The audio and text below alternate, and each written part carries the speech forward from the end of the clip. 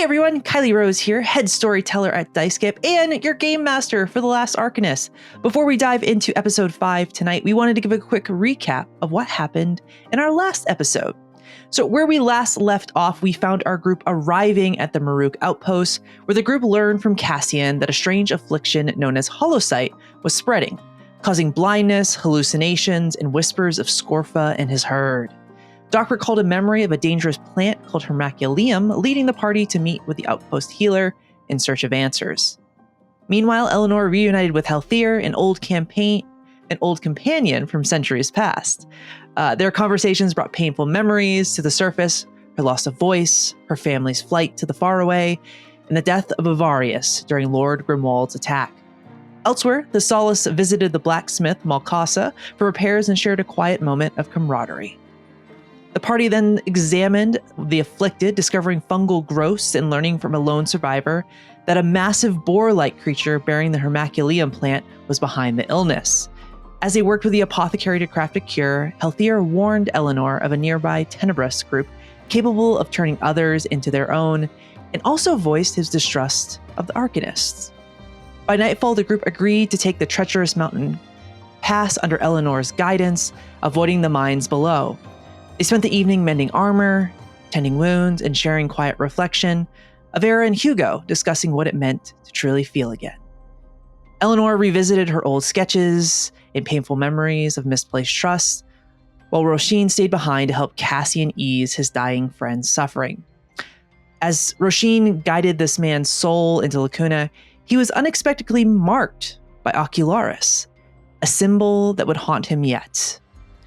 As the night ended in uneasy rest, and as dawn broke over the Maruk Peaks, the journey onward was before them as the group prepared to press onward through Kael'moore Pass and the Maruk Peaks to the Loch of Baladon. And that's where we're going to pick up our episode tonight, y'all. So thank you so much for tuning in, and we look forward to your reactions to this episode, and we hope you're enjoying it. We got a lot more in the queue, and we're excited to see where the story goes. But take it easy out there. We'll see ya in Atalantia. Trigger warnings for episode 5 include Mycophobia, buried alive, claustrophobia, PTSD, memory loss, and needles. A list of the topics, themes, and subject matter featured in this episode can be found in the description.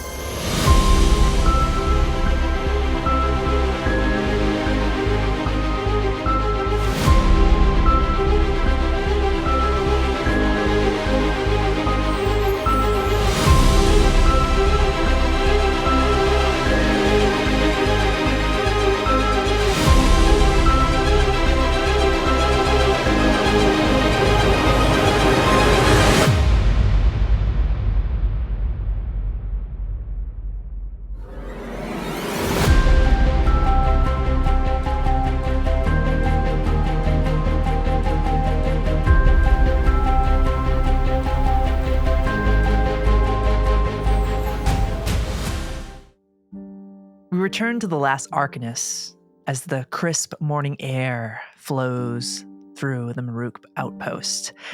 The smell of smoked meats and roasted potatoes waft through the air. There's this gentle murmur amongst the various watchers as they prepare to take their stations and run perimeter checks this morning. Róisín, as you wake up, you would notice outside the window, you would see Cassian. He's up already. He would be packing a little, a tobacco pipe.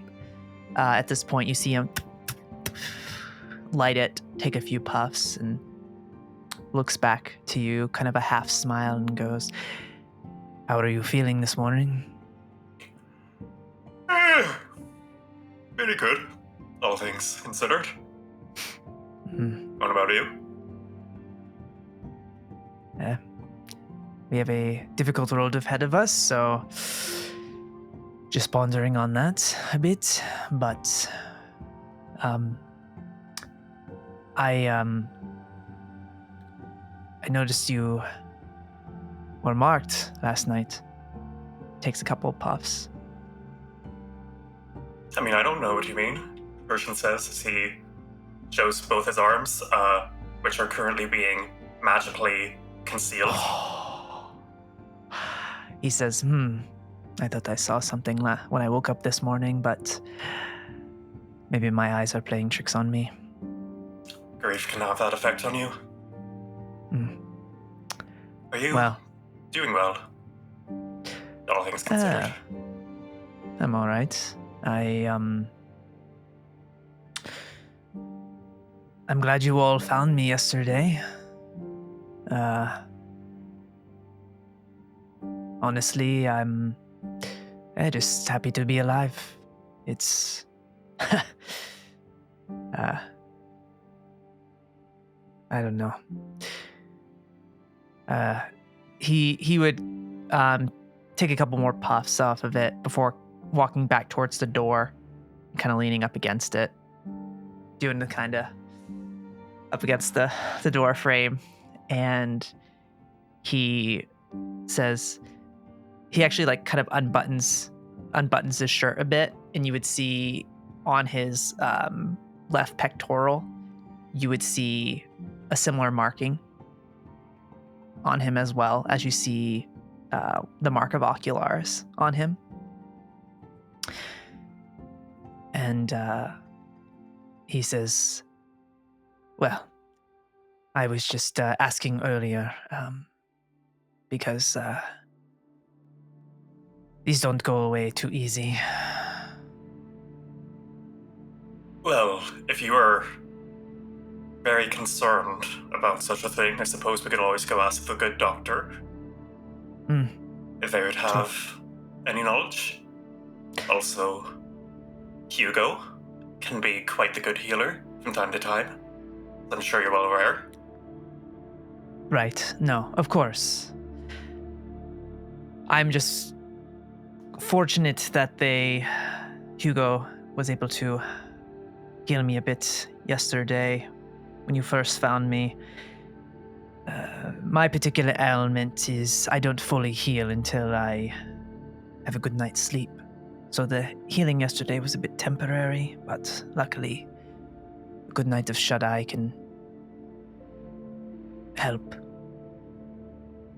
Well, you're very welcome for that, and I'll take all credit for whatever healing has happened in the interim. All right. Well, he buttons his shirt back up, goes over into like this little kind of makeshift closet. He pulls out a bunch of heavy jackets. He throws one at you. He says, you're going to need that where we're going. It's going to get real cold. And I mean, I like this here, but, you know, I don't want you to get sick. I suppose, Róisín will say, sort of like sliding himself into the jacket and then getting caught with his wings. See, this is why I tend to avoid clothes such as this. I could cut some slits in the back of it, if you want. Yes, please, if you don't mind. Yeah, he would go over, and I think he... How would he do this? I think you would just feel him... I think you would feel him kind of just go down your back, just feeling where your wings are roughly. And then he would just kind of do like a little, you might feel like a little bit of the blade touch your, touch the skin, but he kind of just pokes. Now. Sorry. And he pulls it out and then does another little kind of cut through, and he takes the jacket off Róisín's back and then cuts 2 slits down the back of it. And he says, all right, let's try this. And then he'll... Right. Suppose bears can't be choosers. Maybe you should get a custom one fit at some point, but hopefully we won't be spending a lot of time in the cold. I hope. Most of my custom finery I wouldn't want to risk getting wrecked in the middle of combat. Let alone the horrors of the adventuring day. Róisín will fasten up the jacket. He'll wave his hand as a sort of like ethereal mirror appears. He sort of begins admiring himself and adjusting it. How do I look? You look good. You look good. Handsome? Is that what you were looking for? Good will suffice. Handsome will do. Róisín will snap his fingers as sort of the jacket sort of begins to sort of peel off into almost like ethereal flower petals that fade before they hit the ground, as his appearance takes the form of his normal clothing and attire once again. But if it's, no concern to you, I'd rather keep up appearances. No, you're totally fine. I understand. All right. He goes and he grabs like a couple more. He's like, I think this one, Thessalus is a big guy. I don't know if this is going to fit him. Might need to sew a few together. True. And I think he just throws a couple on his arm and starts walking outside to the rest of the group. And kind of as he walks along the side of the homes that are built into the rock wall of the base of the mountain here, we find the rest of you this morning, and I think you would see approaching the four of you would be Halthier, and in his hand would be this leather pouch, and he would walk up to the group and he'd say, so, I'm going to keep an eye on Cordy while you all are gone. He's been just... He didn't sleep last night. He was just very... He's an interesting guy. He's quite... yeah, good times. And he says... he walks over and he opens the little leather pouch, and I think he would walk over to Elanor first and hand her this what looks like a small gemstone. And he places it on her hand, and you would see, Elanor, this gem essentially with blue and orange energy swirling around in it. And he would say to her and to the rest of the group, as he passes it around to everybody else that's down here, he would say, this can be a useful tool if you find yourself in a pinch. It can give you a little bit of quicker movement and help you avoid impacts by enemies or things you may run into.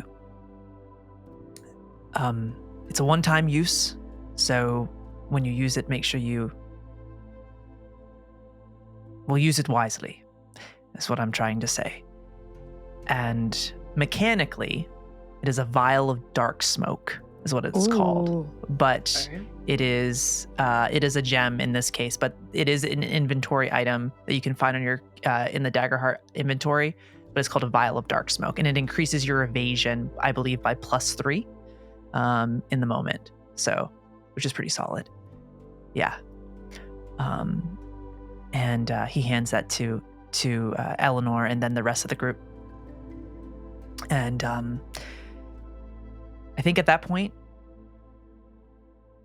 Cassian and Róisín would show up and find you all. He has jackets on his arm. How is everyone this morning? Good morning. Well enough. I'm doing well. How are you? Steady as it goes. Wait, is that the song I heard with a bard sing once? I remember that. Well, is there anything any of you need to do before we leave here? I'm as ready as No. I'll be.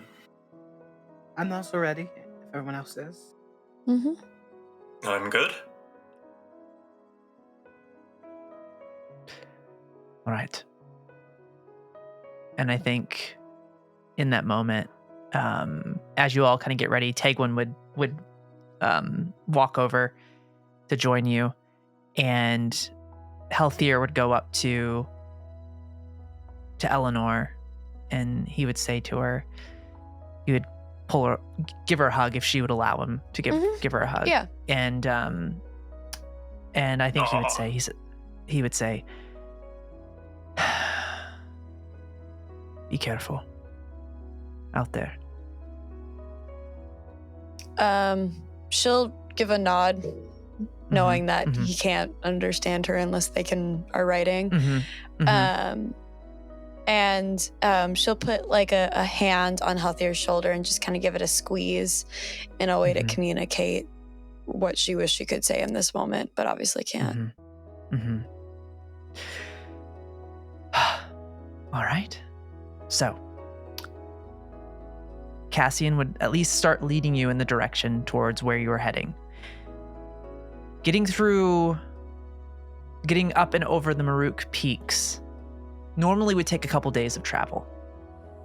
However, you have someone with you that is very familiar and is able to navigate things of such nature pretty well.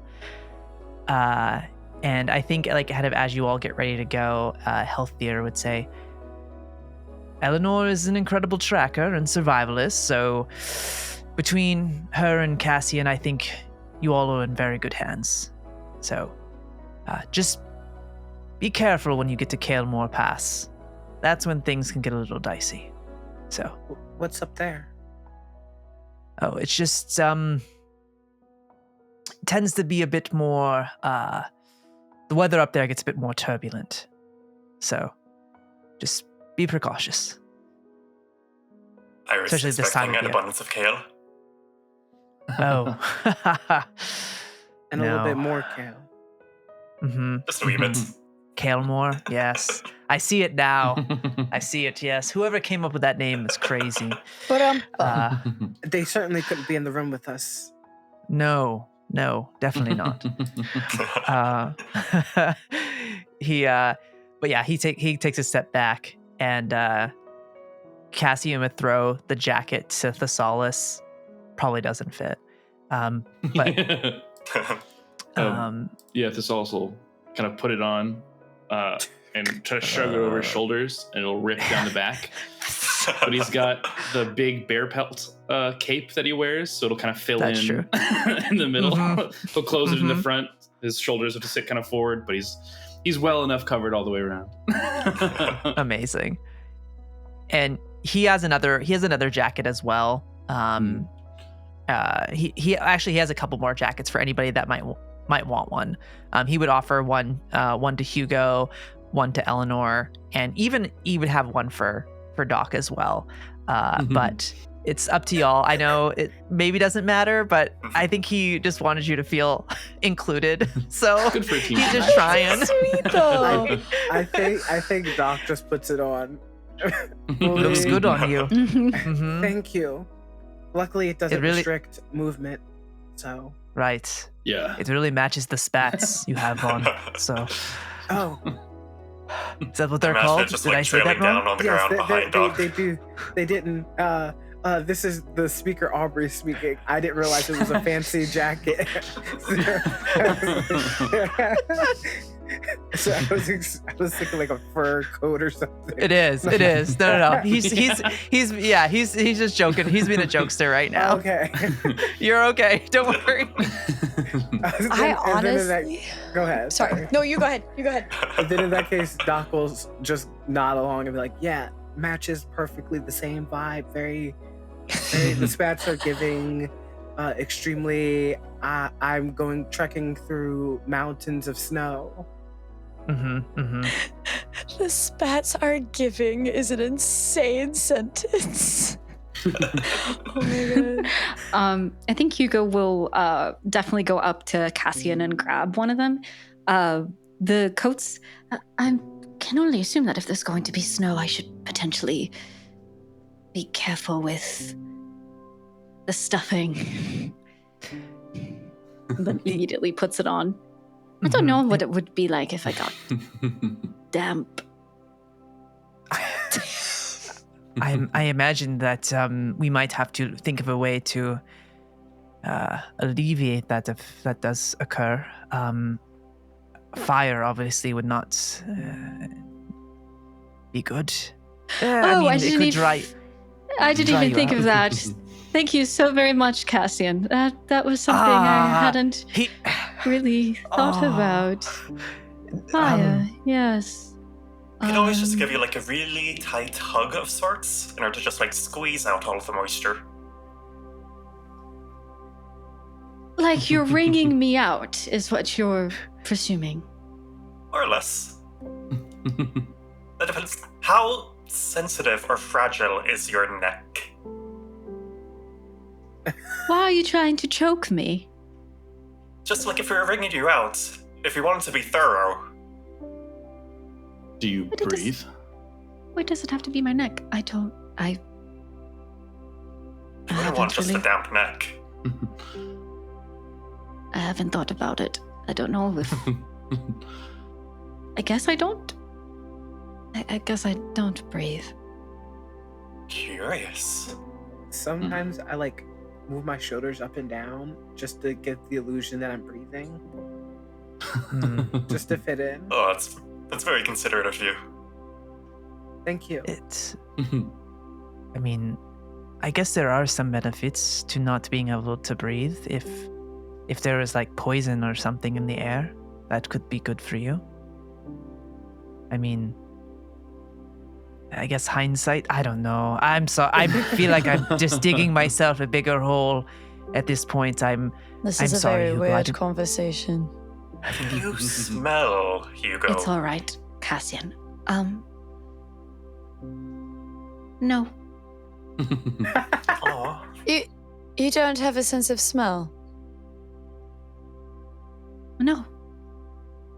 I think all there is I can see and I can speak. Here. But if you can't smell, then you don't know if you smell, right? Oh, well, that is also something I hadn't thought about. Thank you so very much, Thessalus. Can we head out Oh, now? yeah. It seems like we're just focusing on such uncomfortable parts of... Point of order. What smell? Oh. Like the sense of smell, like when you smell things in the air. Yeah, like flowers So explain that to Or me like I blood. don't know what you're talking about, because I or don't. blood. It's an arousal of feelings I through the air in your nose. I don't know if I like that verbiage. I don't think I have a nose. You know how you can see things and you can't Mhm. really describe that you can see things. It's just that you know that you can see me right now moving my hands. It's like that, but it's more you are able to there are descriptions for the way that the world around you comes through your breath that lets you know that there are different things nearby, such as blood, dirt, water, unwashed individuals. Those are the smells you go for first. There can be a number of things. It's almost like the ability of connecting beauty or sadness or gentleness or horror in a different way than just looking at it. Oh, well, that sounds nice, except the unwashed people part. That sounds not nice. Yeah.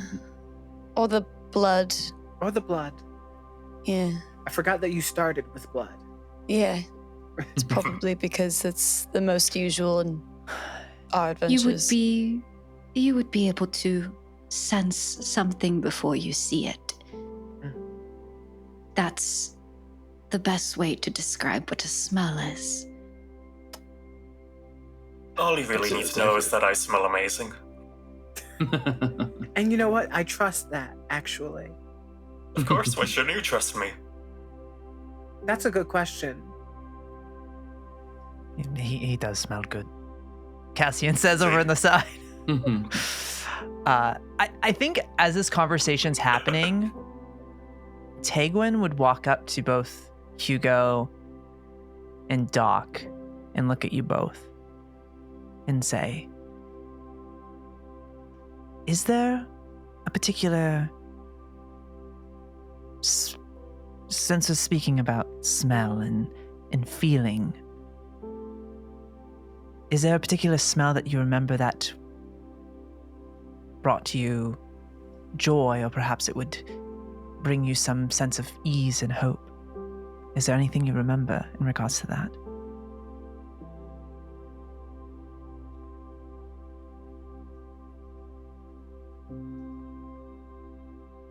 Could I do like a roll to like see if I can think of something? Yeah, I'll let you, because I'll say, yeah. Well, let's do that. I'm maxed out on fear, so this is a great time to do stuff What do like you this. mean? So What do you mean? Say it again. go to make a knowledge roll for me. We'll say on a 10 or higher. Mhm. Yeah, make a knowledge roll for me. Now, would you allow me to use my new experience because we've leveled up? Yeah, what's the called experience? It's called With a Childlike Curiosity. Yes. Aw. Yes. I love that. I love that. So, Awesome. which Knowledge check for me, knowledge. All right, please. got it. Yeah, and then you got to spend a hope to use that experience. Yes. I am adding altogether 5. Ooh, that's a great way to, yeah. So just don't get a 2 and a 3. Okay. Let's see. 13 with hope. 13 with hope. Okay. You would recall something. Okay. I'll let you decide on what that is, though. Okay. I'm thinking like the smell of like a fresh cooked breakfast. Oh my God. Okay. Okay. You say that to her. And I think you see she has a stone that she wears on a necklace. She pulls it out. And you see her close her eyes and just trace her hand down it. And you see her pull out this thread. And she walks up to you. And she says, may I place my hand on your forehead? Of course. And she would place her hand. And you would first feel a little bit of warmth, which is an odd feeling in general. But you feel a little bit of warmth. And it's one of those things where you're not smelling it, but you remember what it's a weird, but she releases that using a bit of energy that she has, and you would smell a fresh, a home-cooked breakfast meal in your senses. I think with that sensory feeling, like Doc's eyes usually glow like white, but like in this moment of like remembering that smell, like they glow like a faint yellow golden color.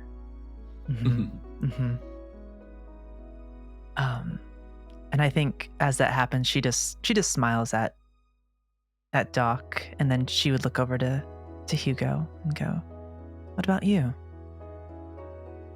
I will also try to Okay, knowledge, roll. yeah. I feel like Hugo is having he's trying to keep it together in front of everybody.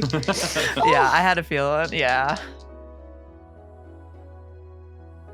That is a 19 with hope. Oh my God. And knowledge, wait, the 21 with hope. That's a good roll. Yeah. So maybe as just to kind of, because you saying what you said about how Hugo's feeling in that moment, maybe seeing Doc's eyes light up and getting to experience that. And I'm gonna reference something from Hugo's origin story. I think you remember, there's a feeling you do remember. And it was that feeling when Tegwin gave you a hug. when you first met her, and how you could feel her heartbeat, and it was hard to tell if it was hers or yours in that moment. And I think you remember that, and maybe that sparks a memory of a particular moment in your life, that a smell that brought comfort to Hugo, perhaps in that moment. I think for Hugo, it's a mixture of that book and library smell with the slightest hint of lavender. And there is almost a moment of kind of thinking of it and thinking of not the vision from the night before of surrounded by books and feeling so correct in that space. But then also maybe is there someone there? Was there someone there?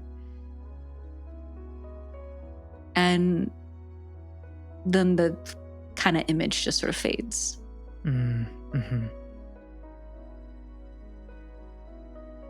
I remember the scent of books. I think you see her smile at that, and she moves her hand against that stone again, that prism, and you see energy pulled from it.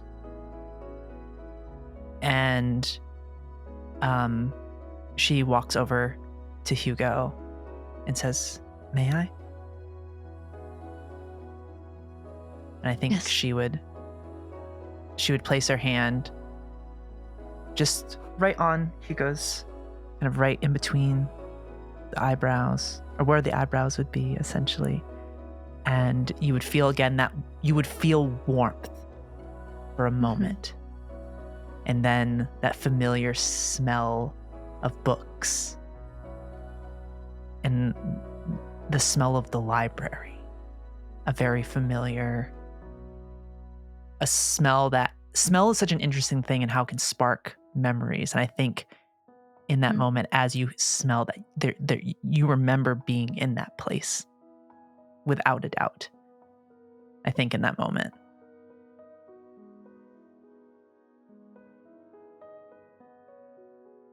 Thank you, Tegwin. Of course. And you see she turns away. Oh, go ahead. I was just going to say that's a lovely wee trick there, Master Arcanist. She would say, "Well, it's a fun little trick, yes. But," and you would see she'd wipe her nose, and you would just see blood.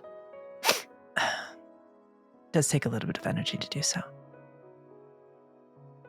Well, in that case, I was going to say, no need for the rest of us to be left out of the experience, as Róisín is going to spread his wings and just sort of flap them, and as they flap, just sort of a wafting of dwemer that slowly fills up into the air around us, as everyone begins to smell whatever their favorite scent is.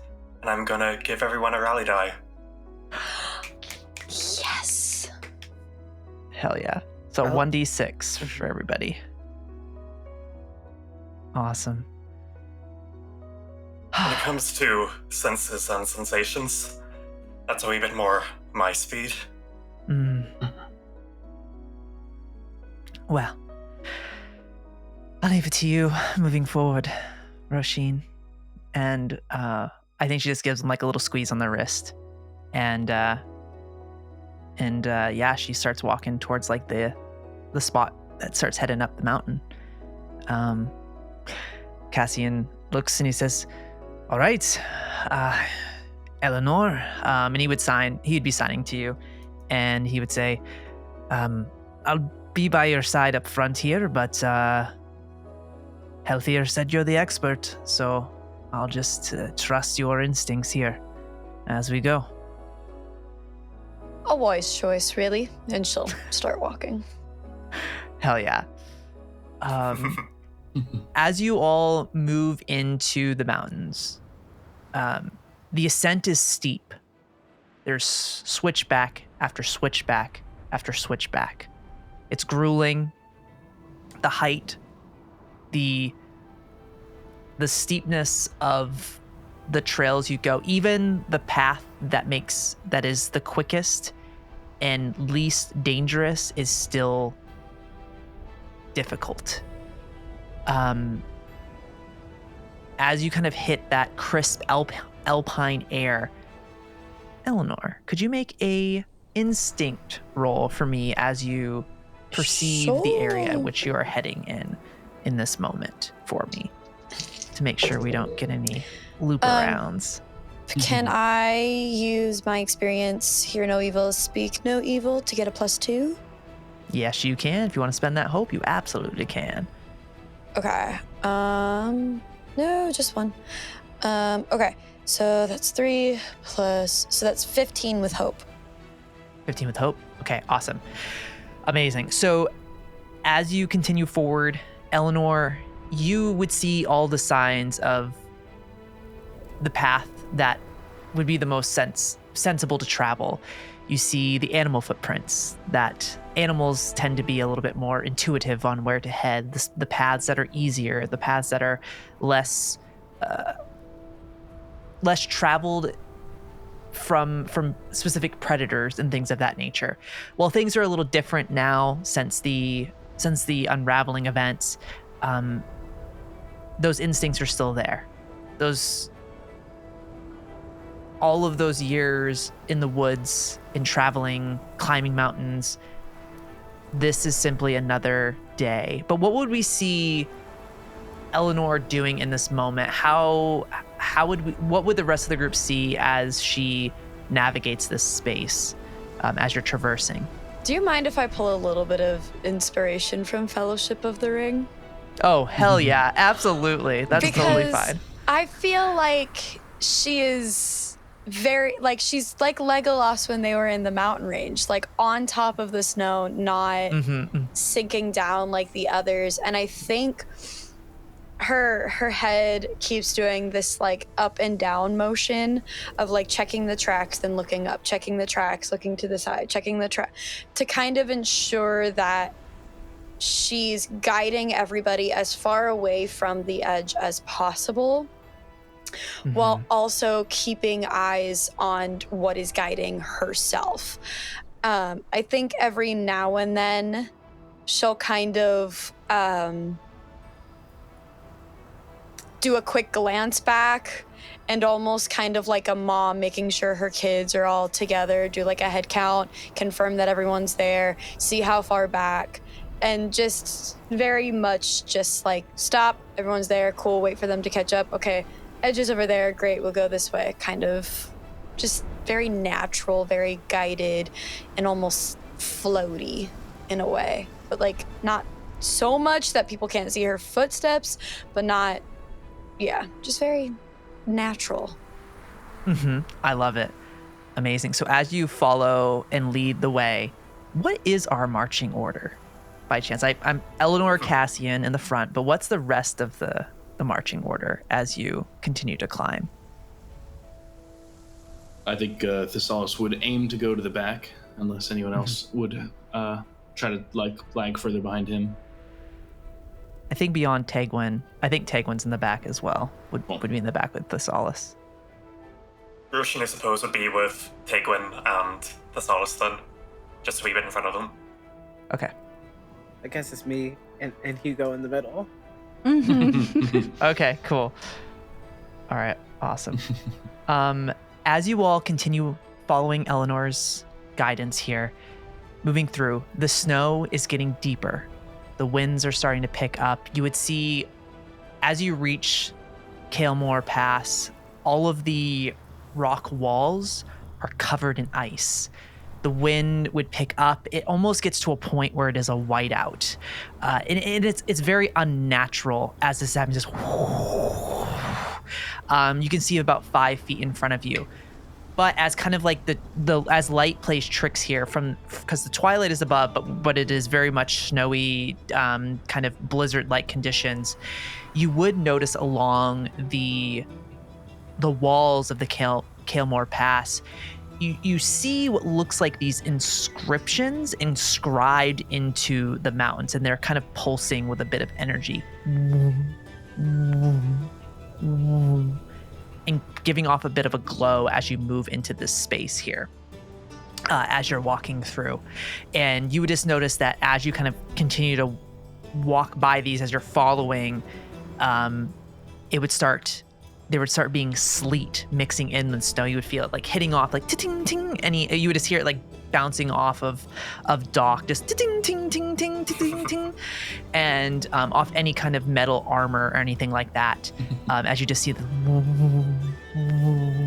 Could I take a wee look at these inscriptions and see if I can make head or tail of them?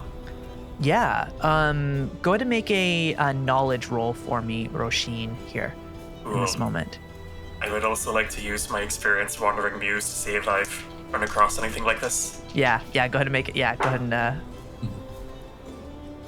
And let's do this. Is going to be a 14 with hope. Cool. These are weather magic sigils. They tend to be used to increase power of storms and icy winds. But you would know a little bit more about who places these. And I think the interesting thing, too, that you'll recall is that this particular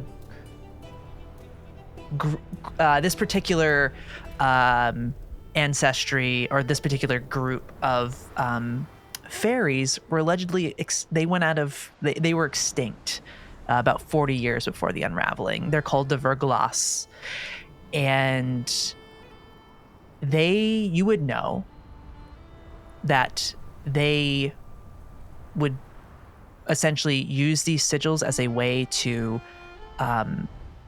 make it more difficult for mountaineers and adventurers to travel through, and trigger avalanches to basically trap people, steal their items, leave them there. That was a better sentence than if they took you to their lairs. They would exsanguinate these particular fairies so you would know that this is something that the Verglas would do, but they've been gone for 40 years before the unraveling, but you would know of them from your travels. Yes. Cool. Everyone stop. Okay. These stones are a wee bit of a remnant from distant family. And we'll want to be quite careful around them. They're the source of all this lovely snow that we're dealing with at the moment. And if we're not too careful, they might cause a wee bit of an avalanche on us. How far away from me is Róisín? Ooh. Oh. I might not be able to communicate with you guys anymore. Yeah. I would say you're probably all like 10 or 15 feet away. I think like maybe because the visibility is probably like it's about like 7.5 feet from each other. So you'd be pretty close actually. Okay. But I think if you're in the front, there would be Cassie and Elanor, and then you probably wouldn't hear. You might not hear Róisín. Oh, see, I was more concerned about signing to Róisín, not hearing Róisín. Would it be? I think if anything, it'd be probably helpful for Hugo can create the telepathic communication. Please. Yeah, but you're not too far away, right? That we cannot see you. I mean, I wouldn't go like so far that you guys, especially in these conditions, like I'd still stay kind of close. But I think even with that, like even like 2 feet, it would still be really hard for her to communicate to anybody. I think in the moment that Róisín turns around to us and says, "Stop," Hugo immediately eyes pin pricking over to where Elanor is in it. I'm going to spend a hope. Elanor, stop! Why? Róisín said something about distant family members?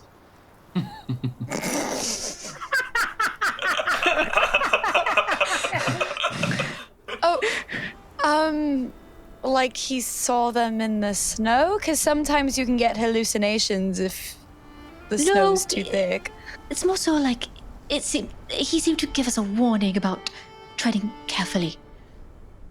Can I do a... You keep going. You kept going forward, and I don't know if you would have been able to hear him. Can I do like a perception check to see if I can... what would that be? An instinct check. It would be an instinct roll. Yeah, Okay. yeah. So go ahead and make go ahead and make an instinct roll for me as you're saying that, and then I'm gonna share something in a second too. Okay. I got good news and I got bad news. Can I use my experience again? Yeah, if you spend the hope, you can. Yeah, absolutely. And then let me see if I have anything else that I can do to make this not bad for me. You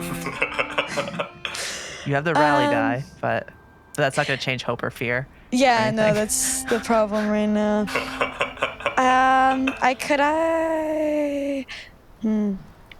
Could I use my steady Ridgeborn to get advantage? Sure, that's fine. Cool. That's and fine. That's a D6, right? A D6, yep. A D6 on advantage and Daggerheart. Okay, Yep. I'll use this one. Okay. So in total, I got a, 2, 3, plus 5 is 8, plus 10 is 18, plus 9 is 27 with fear. Perfect. You hear, as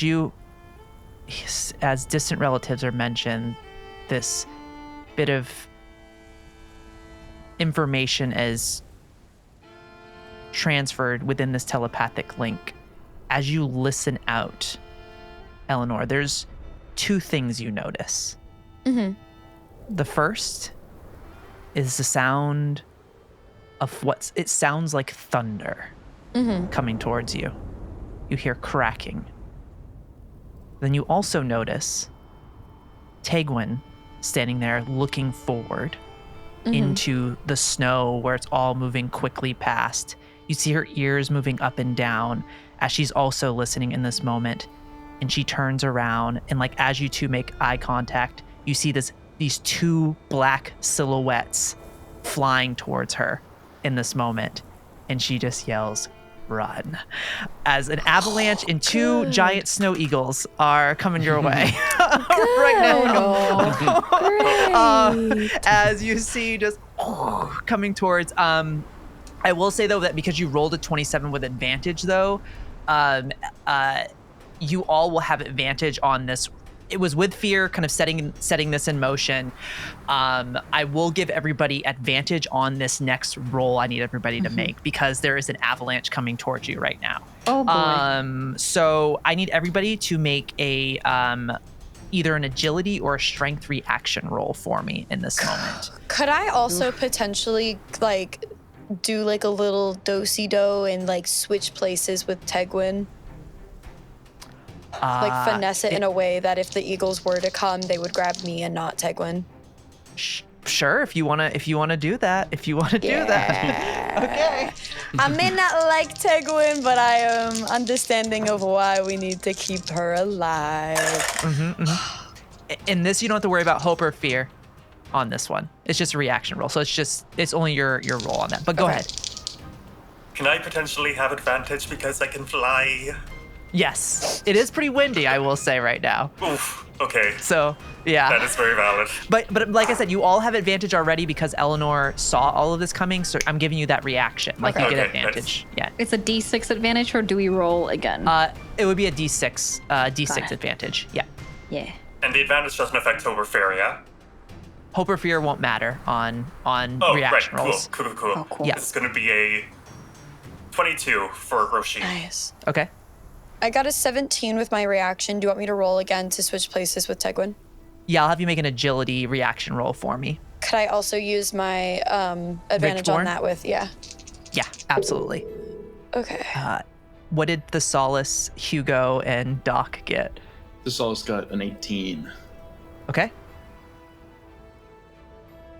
A 15. Ooh, okay. 14, I had to use one of my prayer dice. You got a 14? Yeah. Oh, man. Okay. You have a rally die if you need We it. do have the rally dice. I also have more Oh, prayer sure. dice I can use. I have 2 prayer dice I can use. A 14 is a failure. Then I'm going to use... No, I'm not going to use my second prayer. I'm going to use my rally die. Okay. Let's do that. Okay. Hopefully. Okay, so that's a 4 on the rally die, so that's an 18. Okay. Nice. I got a 15. So was that a You're failure? okay. That's Oh, exactly God. what you needed. Yay! Yay, go team.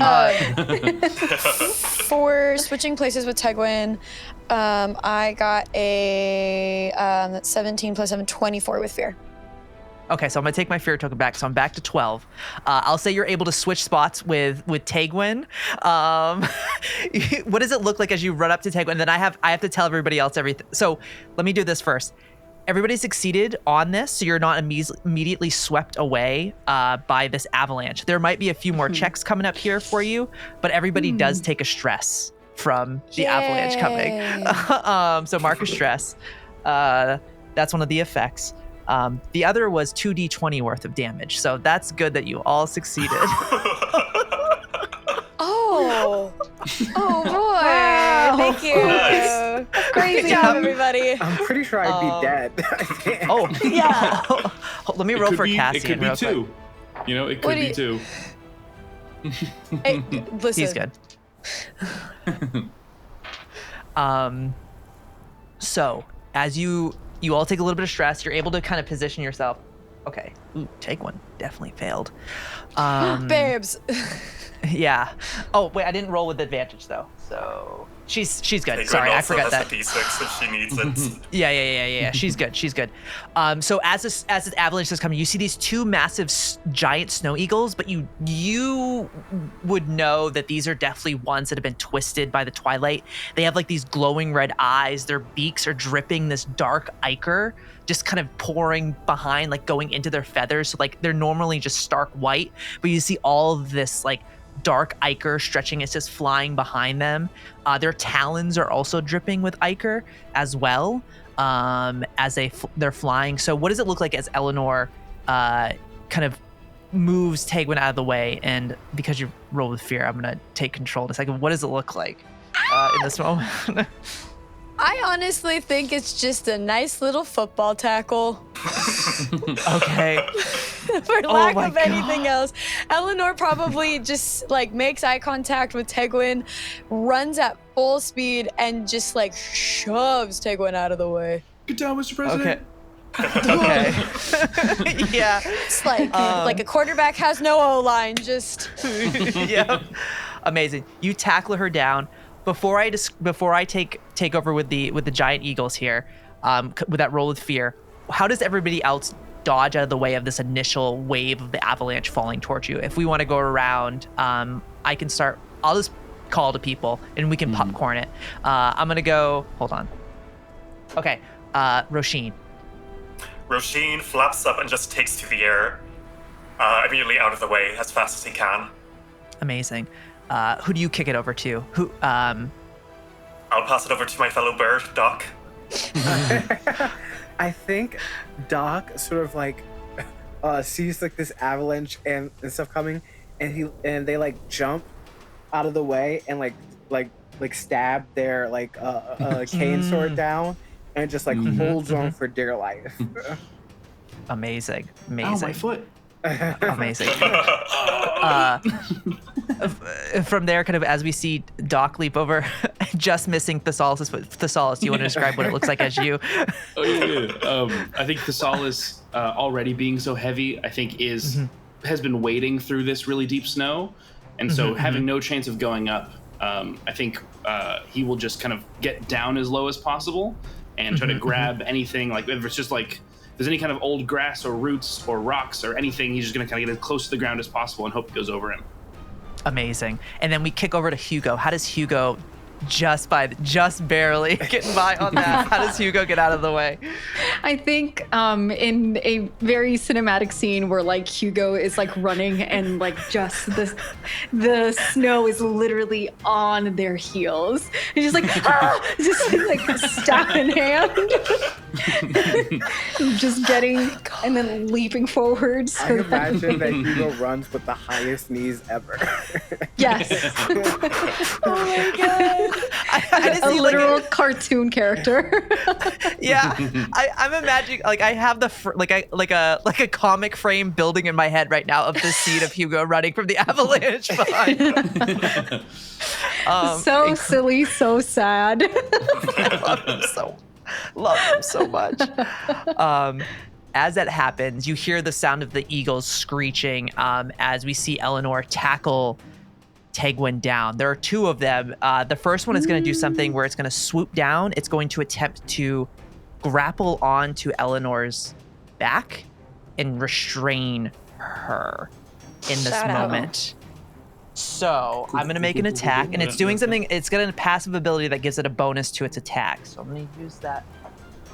That is going to be a 17. Does that work? Yeah, that hits. Okay. That hits. Okay, let me roll initial damage. Hold on. Oh man. Wait, do I have anything to... I don't think I do. Oh my god, I rolled so high. Is there... Okay. Yeah. When you're targeted by an attack made beyond melee range, which I'm assuming this is, I can mark as stress to roll a d4 and gain a bonus to my evasion.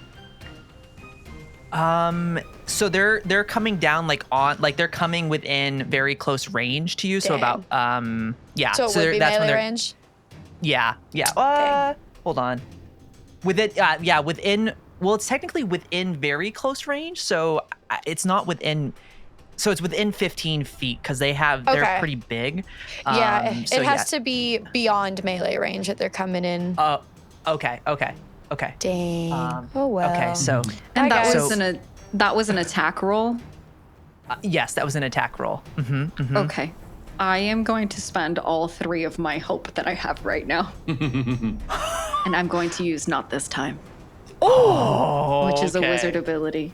So the moment that Hugo sees this eagle come down straight towards Elanor, Hugo is in a moment of panic and also stupidity is going to step right in and with their staff attempt to block the eagle claws. Oh yeah. Okay. And potentially give Elanor a chance to, react. Okay. And with that ability, is it a reroll or is it Yes, it's a reroll, an attack or damage roll. So I'm gonna say attack to try and. Okay. Thank you. Please, I just used all my hope. That's a 13 instead this time. Misses. Oh my god. So as we see Hugo move their staff in front of these talons, they grab on and kind of break a little, like it doesn't completely rip it away, but it kind of like if you see some splinters off of it. Guys, I'm not -1 in strength anymore. Yeah! I am. I can keep hold of my staff. Oh my gosh. Okay. I am going to spend a fear to spotlight the other eagle. That eagle, I think with Hugo going to block, it's going to come by. It's going to do a flyby talon attack. Okay. So it's going to use an ability called Deadly Dive. It's going to mark a stress. Do it. And we're going to see what happens. Where's my... I kind of want him to hit so bad. I just rolled a natural 20. Yeah. So how crits work in Daggerheart? So it's already. I'm gonna 22. Liam O'Brien this character so hard, guys. So that's already 22 points of damage so far. And then I'm roll. Out. Like what? Oh no. What is it? Is it major damage? So Severe, it is probably. it's okay. So that's I rolled really bad on the cause so in Daggerheart, so it's the damage was 2d10 plus 2. So with a crit, you get 20 automatically plus Damn. the 2, but then you roll the damage dice again. So I got that would be 29 points of damage. So what is your severe threshold? My severe is 15. Okay, so it doesn't double it. So it's only 3 points of damage. You could mark armor. Yeah. Oh shit. Okay, so I hit. So you hit your severe, so you have 3. Okay. 3 points unless you use armor. Got it. I don't have armor. I have a quick clarification on my prayer dice really quickly. So I rolled 2 of them. Do I have to use the full amount of the prayer dice whenever I want to use it? Like if I rolled a 4 on both of my prayer dice. Do I have to use the full 4 if I'm trying to use it? Yeah, you would have, so on the 2 prayer dice, the 4, you would have to use that 4 in that moment. I'm fine with it then. I'm going to reduce the damage going to Hugo. Okay. I think I can use it. Let me check the range real quick. So it would subtract 4 from 29. So that would probably still be severe. it would still be Oh, severe. then never mind. It doesn't change anything. Yeah. Okay, that's totally fine. We're still learning. So yeah. So where do I mark the 3 damage? Because this is the first time that I've been damaged. Yeah, no, totally. I've been evading everything. Yeah, no, you're all good. Viewers, we're still kind of diving into all of this stuff. So on your character sheet, you'll find next to your below your minor and major damage tracker, there'll be HP there. So you'll mark how many you just took. So it would be 3 in this moment. All right, guys. I'm still up. And looking good. And I will say what also happens is there is another effect of this when you're hit by these when you're hit by a giant eagle with this attack, the deadly dive, you are knocked over and you are vulnerable until they next act that eagle. So attacks against you have advantage. Okay. But that's my turn, because they can't take the spotlight more than once just because of the type of adversary they are. So it passes back to you all in this moment. What are you all doing before I throw another thing? Yeah, go for it. Am I allowed? Could I help Hugo up, or do I also have to wait until the adversary's next turn? Yeah, so it's based on the way it's explained. It's until that adversary acts next, essentially. So even if you got them up, they're still vulnerable, technically. Hugo would still be vulnerable. Yeah. Okay. I have a thing I could do to help. Nice. Róisín is going to pull out the harp. He's going to aim it towards the ground, a short distance away from Hugo, and I'm going to make an illusion of a naked, vulnerable man in the same sort of prone position as Hugo, who's sort of crawling out of danger, backing away towards the direction of the oncoming avalanche as well, if I can. But I have to make a spellcast roll for that to see if it works. Oh, I could give you back control too. If you roll fear. Let's hope for the best. I believe it is. So, it works, because I need to get a 15 and I need to get a 14 and I got a 15, but it is with fear. Okay. So, on a success, I create a temporary visual illusion no larger than me within close range that lasts for as long as I can look at it. And it holds up to scrutiny until an observer is within melee range. Okay. So I want to be moving towards the sort of backing away from where Hugo is towards the direction of the oncoming avalanche. I am. So that hopefully by the time they do get into melee range, it'll probably be too late. Okay. Sweet. So that's with fear. They are going to take control back. But that, based on the thing you just did, they were going to go because of the way it does the illusion. Okay. All right. What is your spell casting? Is it? You said it was a 14, right? Was it a 14? It's 14 that I had hit. That was the DC, and I got a 15. Okay. One of them flies right at it. Nice. Flies at the illusion. The other one, the one that attempted to, I think, flew past, tried to grab Elanor, but was blocked by Hugo, swoops back around and is going to.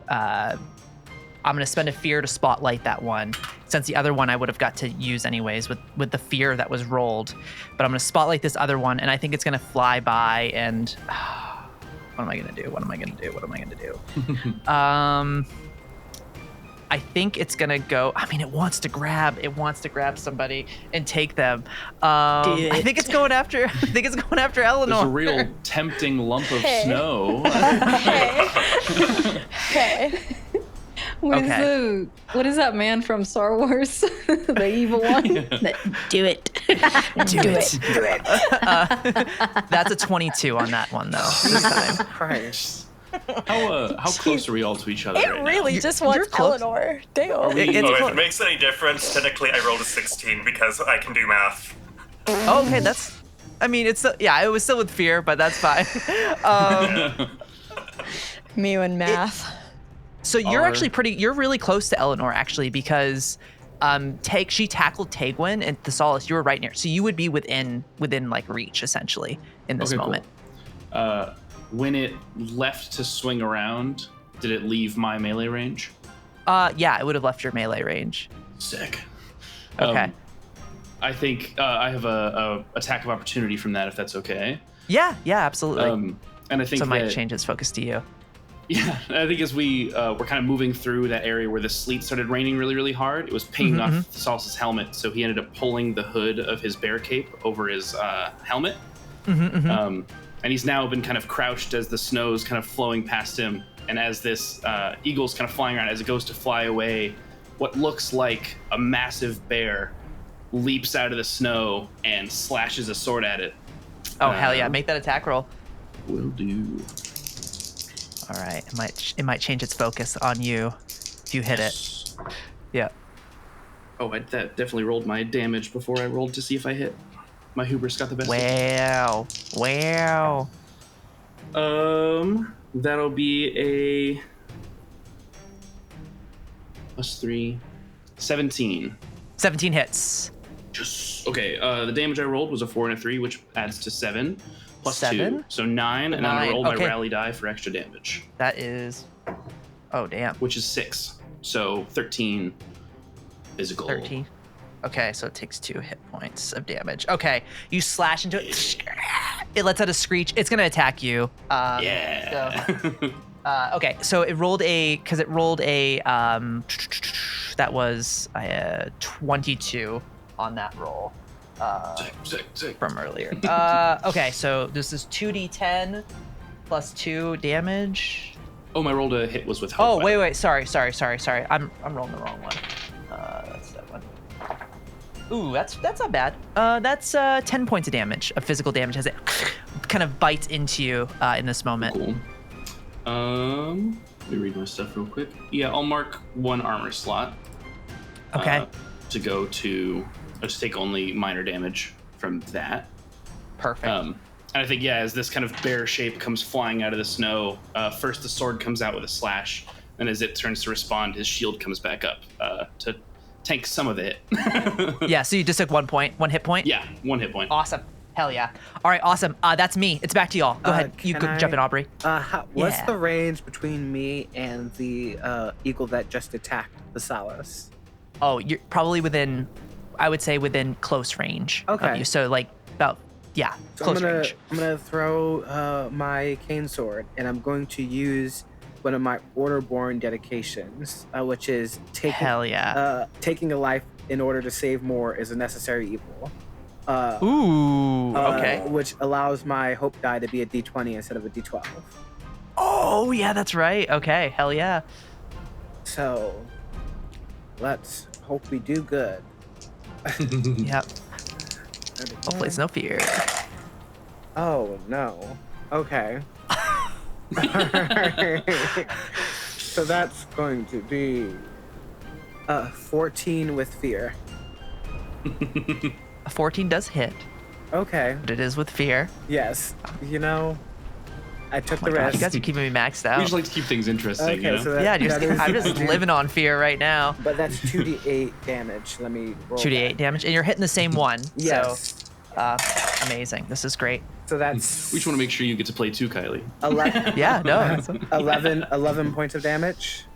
What does it look like Nice. as you take this giant eagle down, this giant snow eagle down here? I think just seeing the damage that's happening, my friends being attacked, like I think I just take out the sword from it and I just like muster all the strength within me and I just chuck it and it like plunges it into its heart.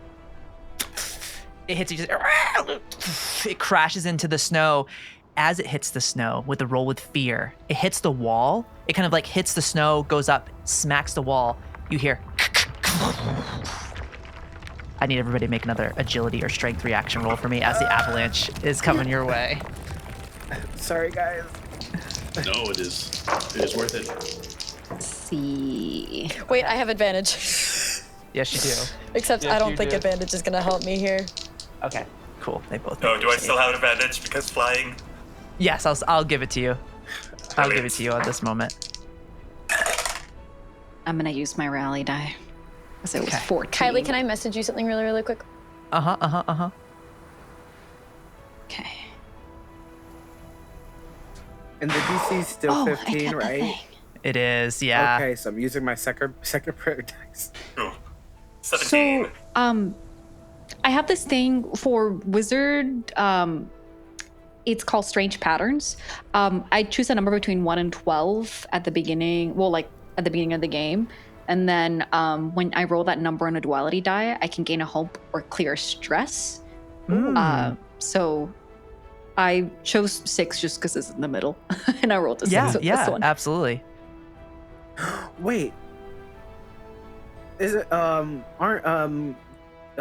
snake like double dice on the duality dice a crit? Crits. I That's crit. crits. I crit. Oh. Yeah. Okay, cool. Oh, so hell yeah. so you're good. You're good. Okay. Okay, so Doc's good. What did everybody get? I'm gonna go. So what did Hugo get on this? And then 17. Doesn't Doc 17. also Okay. get a hope and like clear stress or something? Not with reaction rolls because it's a Okay. reaction roll. Yeah, I know. It's a Aw. bummer that it happened on a crit. Yeah, yeah. What did Thessalus get? Thessalus got a 13, but I have a thought if anyone else had failed. So I take actually one. have a thought either way. Okay. I have 2 experiences I'd like to offer, but it depends on if anyone else failed or not. I can also give you a reroll if you want one. I can also give I you have a pretty reroll. good agility, so I'm likely to succeed on a reroll, but I also can get my 13 to 15 with an experience, so it only costs me 1 hope. Okay. It just depends on... It would take 3 hope for me, so your Cool, thing might be better. I'm happy to use my experience. That might be a wee bit more economical. Yeah. Okay. Did anyone else fail the roll? Dakota, I can give you a You can reroll. come back to me in a can- moment. It's fine. I don't want it. It's fine. I don't want it. Are you sure? It doesn't cost me anything. You'll see why. You'll see Okay. why. I don't want it. All right.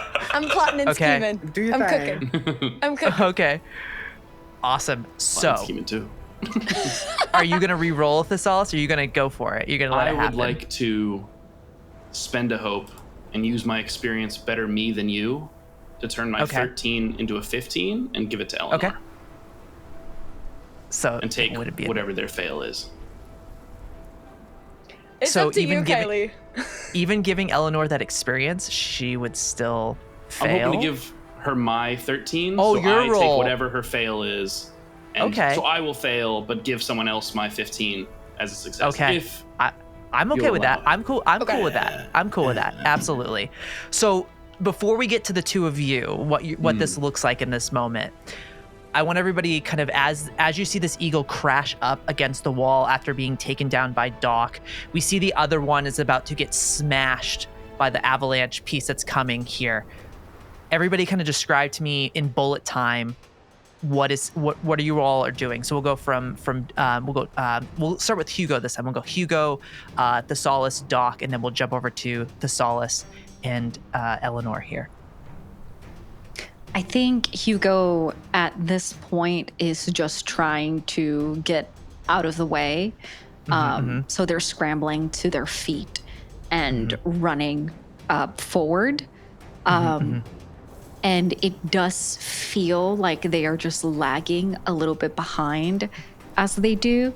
I want to describe something, but I think it's going to be better to describe after we're out of this danger. Okay, awesome. I think like as you're moving up, you see like Cassian like has pulled out this like basically like this axe, and he's kind of like hooking on and kind of just like trying to help anybody that's kind of falling as well. But we shift over from Hugo, we jump over to Thessalus here, and then we'll jump over to Doc. Not Thessalus, sorry. Oh. Róisín, I'm sorry. That was my bad. It's fine, we look so much alike. No. I know. It's all good, my brain. You're both shirtless. Shirts. Same brain. Yeah, Róisín just sort of lifts out his wings almost like a parachute and just lets the wind blow him out of the way. It's Amazing. awesome.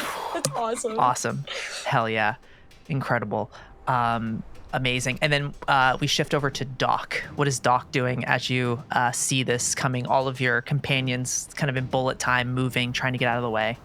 I think with all the chaos of this moment, and like I have 2 stress at this point, so I think Doc almost isn't. It's not that Doc has reacted; is that because of their divine weapon being able to fly back towards them, sort of without thinking, it just like it kills this evil eagle, and then my sword cane sort of flies back towards me, and I catch it, stamp it back in the ground and hold back on.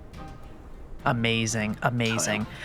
So as you kind of plant yourself there, I think you would see kind of as this is all happening, there's a little bit of shadow. You would see like as Elanor kind of starts to go, but Thessalus, and I'll let you guys describe it in a second, we see a little bit of shadow, and I think you would just see Tegwin almost like disappear in shadow as she used her one of her abilities to basically shadow step away, essentially. It's called something different than that, but that's essentially kind of what you see in that moment. But then we kind of see the camera as it swings over towards this avalanche coming at Elanor and Thessalus. Describe what is happening here in this moment. Do you want to go first? Sure, yeah. I think Thessalus is still kind of wrapped in all the furs and the bear pelt over his helmet and things like that. And his initial plan for the larger avalanche was to kind of go on all fours and try to like clamber his way through it as much as he can, try to stay in at least one spot. And he was doing that for a little while until he realized it was kind of slipping out from underneath him.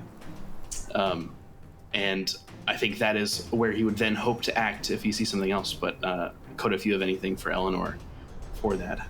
I think she would just kind of like, as the avalanche is starting, making sure that kind of similarly that there are no stragglers. And so maybe giving occasional like pushes and shoves before kind of like realizing a bit too late that she didn't step in time. And so maybe she goes to step and like her foot gets caught on like a huge chunk of ice or something. And so it like takes her down. And so she's just like sitting there trying to tug out her foot. Yeah, and I think as Thessalus sees Elanor kind of fall into the snow, clearly caught on something, instead of fighting his way up, he'll fight his way kind of across the couple feet or whatever, wherever they are, to try to get closer to her. And he'll just reach down and kind of pull and throw, trying to pull her free from whatever she's caught on and allow himself to fall back into the snow. Okay. I think what you see as we see Elanor tossed over the side, we'll say kind of Cassian's got his pick in the side. He reaches out, kind of grabs, like as you're thrown over, kind of grab, just to kind of pull you up against the wall as the snow is going.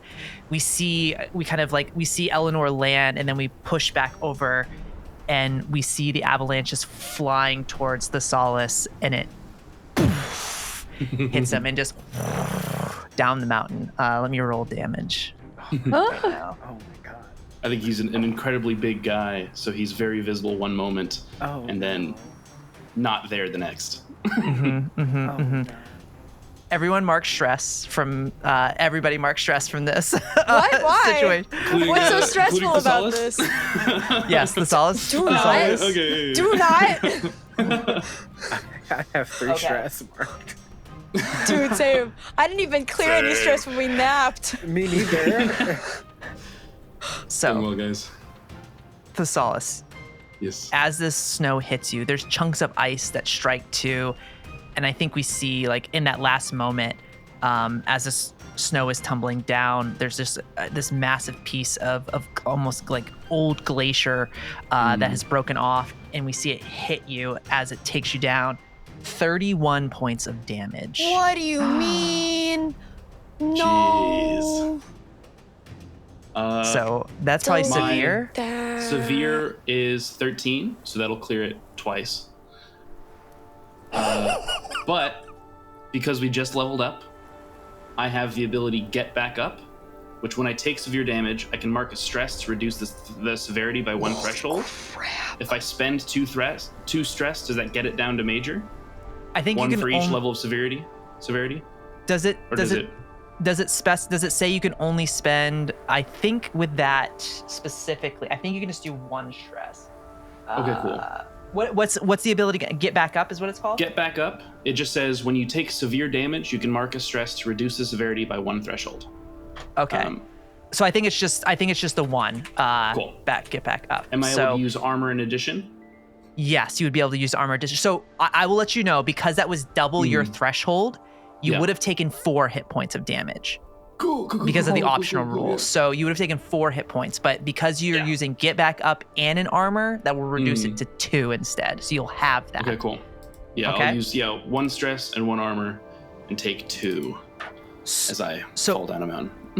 Yeah, so as it just hits you,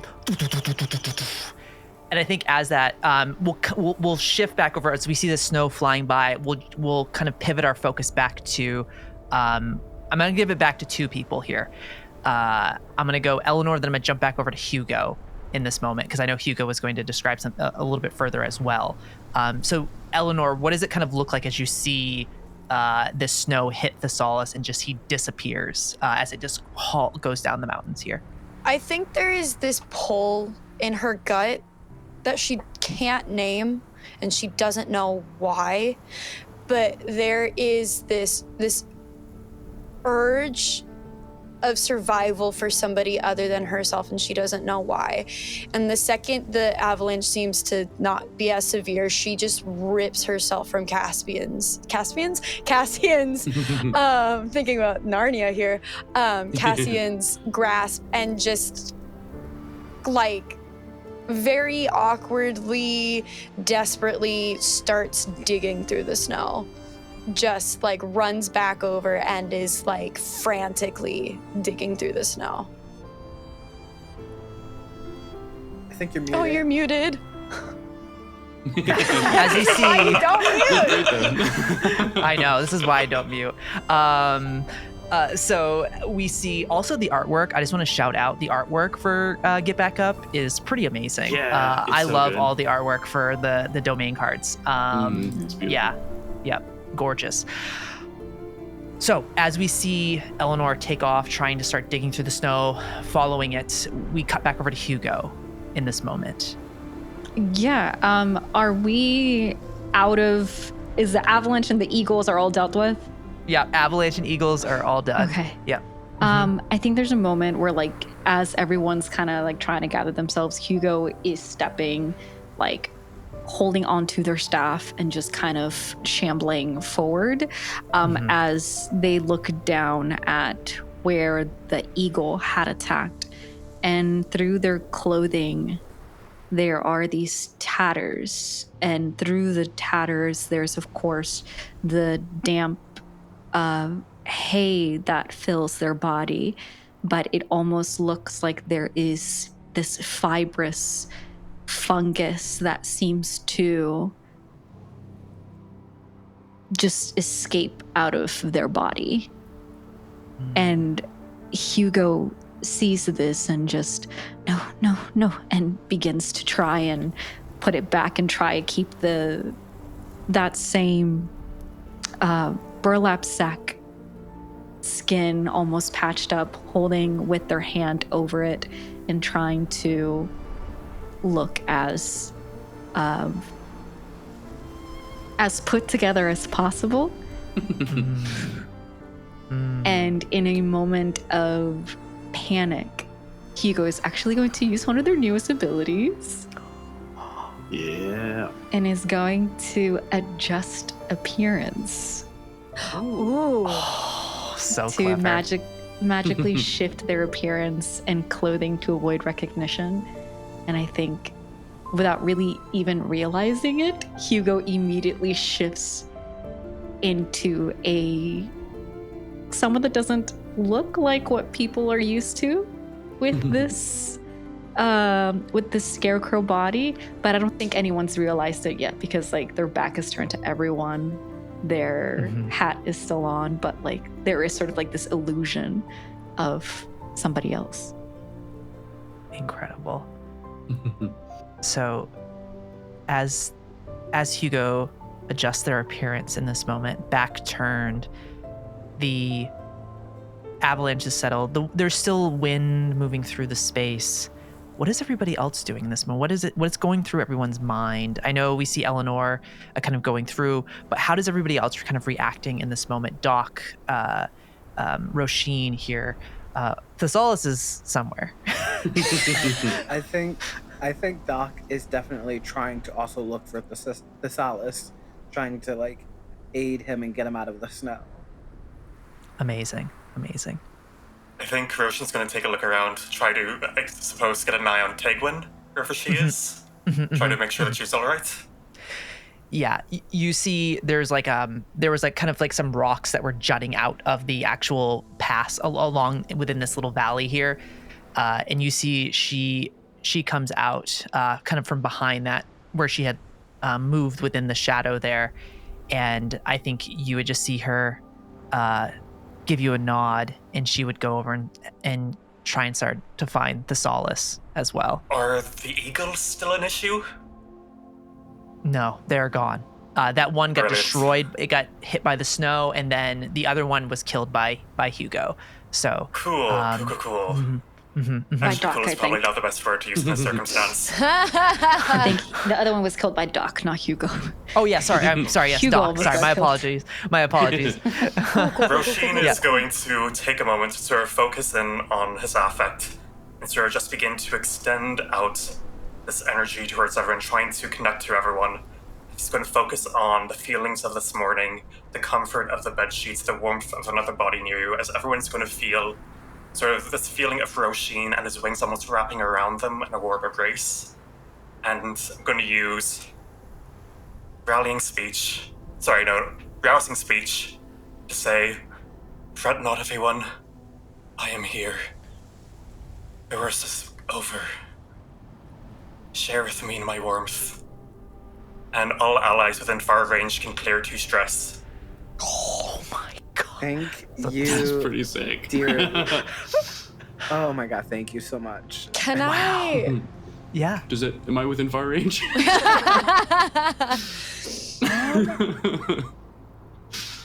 I'm not gonna You don't clear get it. stress. I don't get it. Okay. What's that? am What's that, going Elanor? to wait. I'm Okay. not gonna clear stress. You're muted. Okay. Am I Oh my muted? God. Am I being No, weird? I can hear you. Oh, Should I have Oh, just I can't moved it hear them either. closer? I can't I'm hear sorry. Dakota. I cannot You hear can't hear Dakota? No. No. Should Oh, I I leave can. and come I can back? hear Dakota. You guys are Let's go. telepathically linked. Yeah. So Guys, we're so Well. in character right now.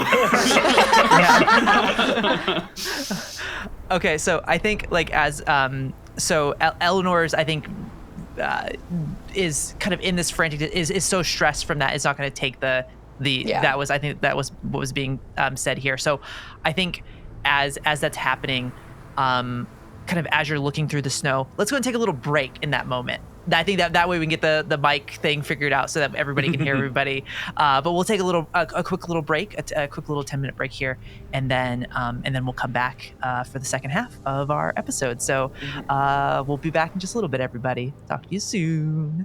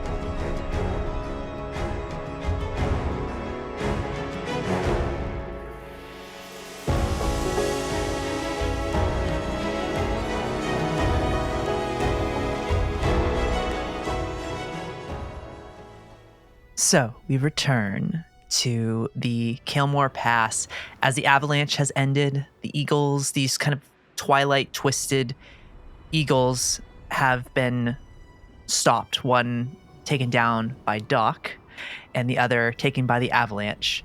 We see Elanor digging through the snow, desperately looking for Thessalus. Thessalus, I do need you to make a strength reaction roll for me, though, to start. I got double 4s, which I guess doesn't mean hope or fear. But it's a crit, so amazing. Okay, you're +1. fine. All right, you're fine. You're fine. You're doing good. You're doing good. So You only have a that's plus good. 1 You're to kind of- strength? Yeah, he's more of an... Well, he's, +1 strength, +2 agility. Oh, okay. Okay, so more agile based. Yeah. Amazing. So, Elanor, we see you digging through the snow. Other people coming to help you as well. Walk us through. What are we seeing here, kind of in this moment as you're looking? I think as Róisín says these hopeful words, obviously unable to communicate given that her hands are a little bit busy right now, she kind of just for lack of a better term, it's almost like when you're wearing a fabric that you don't like the feeling of and you kind of just like jostle it away. She sort of does this with this like comfort and hope that Róisín tries to exude to her. And as she continues to dig, it gets more and more and more desperate, not even really registering that people are helping, just very like she is taking mounds of snow and just like she may be throwing it at her friends. She doesn't really know. She just knows that she needs to get to Thessalus. She doesn't know why. She just knows that she needs to get to Thessalus. So, as you're digging, Doc, you said you were coming over to help as well. We see Tegwin kind of joining to by the side, but as you dig, Elanor, maybe there's this just that connection that you're trying to figure out, like why do I need to keep digging for, as it's going through Eleanor's mind. I think we see kind of almost perfectly encased as far as with the snowfall, and I'm doing that based off of your reaction roll and that crit. I think we see Elanor pull the snow, and I think we'd see like you would see the top of his helm in that moment. I think kind of like her hand hitting that cold metal, there's like a pause, and then just even more desperate, just like shoveling, almost like doggy digging, trying to get it out of the holes of his helmet, just like so he can breathe before really focusing on anything else about like getting him out. Hell yeah. Awesome. So as you move that snow, your other companion's coming to help as well as it's pushed away. I think what you see is as you go, the helmet, as you move snow away from it and get the snow out, Thessalus isn't there. It's just this helmet. Oh my god, what are you doing to me? This is cruel and evil. What the? I think she just tosses it. She just grabs it and like tosses it in pure anger and just keeps going. It probably doesn't go very far because her hands are like numb and it's cold metal, so it probably like sticks for a second before just like going straight. Ow! Emotions, man. She's not smart. I think as you throw the helmet and you keep digging, and kind of as like Doc and Tegwin come over, kind of start moving the snow out as well with you, you would see the bear pelt first, I think. Yank.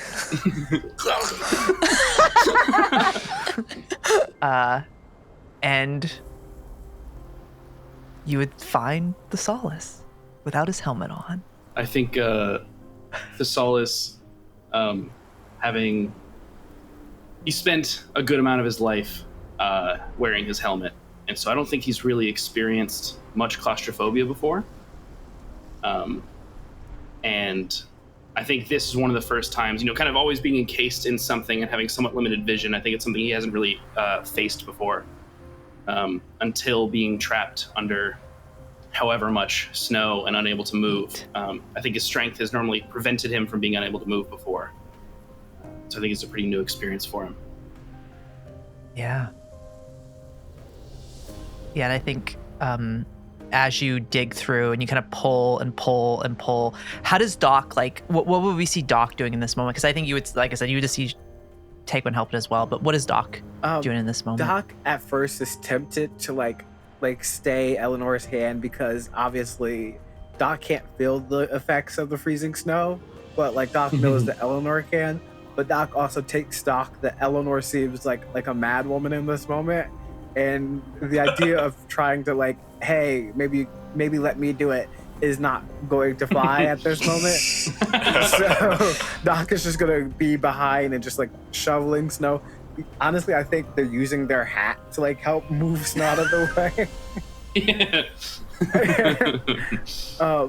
I love it. And when they finally see any amount of skin of Thessalus, they're going to place their hand on Thessalus and use Sparing Touch to clear 2 hit points. Oh yeah. Thank you so much. Do we see his face yet? I think his face. As the snow starts kind of getting cleared away from him and parts of him, he's pretty clearly been struggling, just unable to move.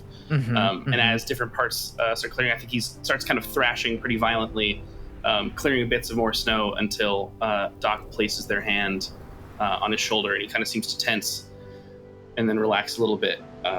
And he seems to get his bearings a bit more than he had before, and he'll just kind of sit up out of the snow and let it fall away. He seems pretty dazed, but as he does and kind of regains sort of composure and awareness as to what's happening, I think Elanor kind of just slumps a little bit in front of him and just stares for the longest time before very gently going up and with her middle and ring fingers just kind of placing them very, very fragilely on one of his cheeks. And then in a way that could only be described as a whisper, but if hands could whisper, she's going to sign, "I know you."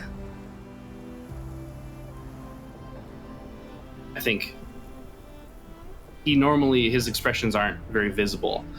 So he kind of comes across as pretty stoic and maybe not that expressive. Now that his helmet's gone, I think it's pretty clear. It seems he makes faces as much as anyone else. And as Elanor kind of reaches for him, I think he'll recoil a bit in surprise, realizing that his helmet's gone, and kind of feeling this touch on his face for, I guess, the first time since he got a shave recently, but at least a very different kind of touch. I think he seems surprised, and he'll just respond, I guess I felt the same. Are you sure? I know you.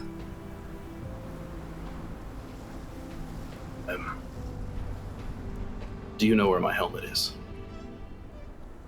It's in that moment it clocks that she had just thrown it.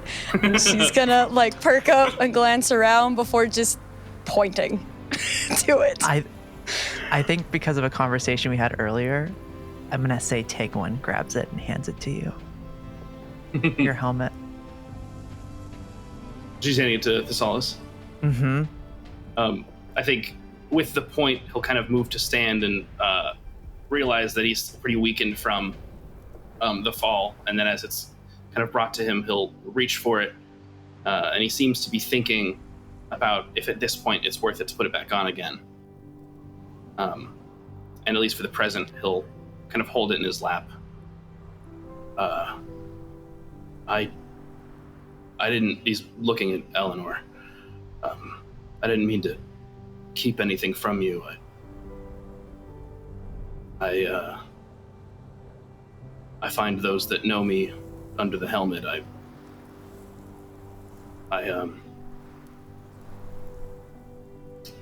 guess I don't know. Much is fragmented. I'm not sure who to trust.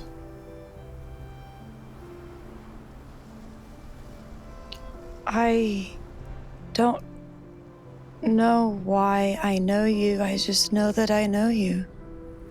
I've seen your face before.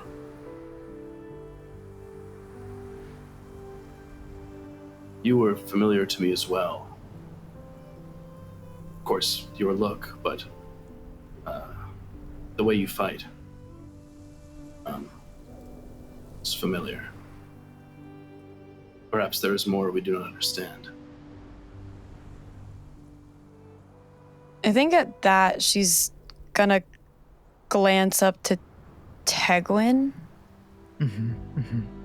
with a glance that just blames Tegwin. Ooh. Cool. We, if I remember correctly, not before, but when we were coming back, we died together, yes? You came up with me. I believe so, yes. I think Thessalus will share the look at Tegwin. And then move to put his helmet back on. Okay.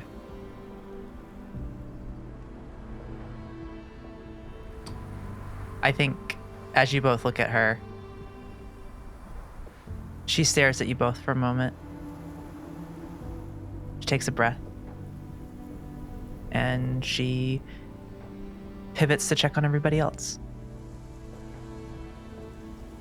And I think she would go over and just kind of like pat Doc on the shoulder in that moment and start making her way over towards to make sure she'd kind of glance over at Róisín because they already made eye contact earlier, and I think she would go over to Hugo in this moment. Oh yes, I forgot about this.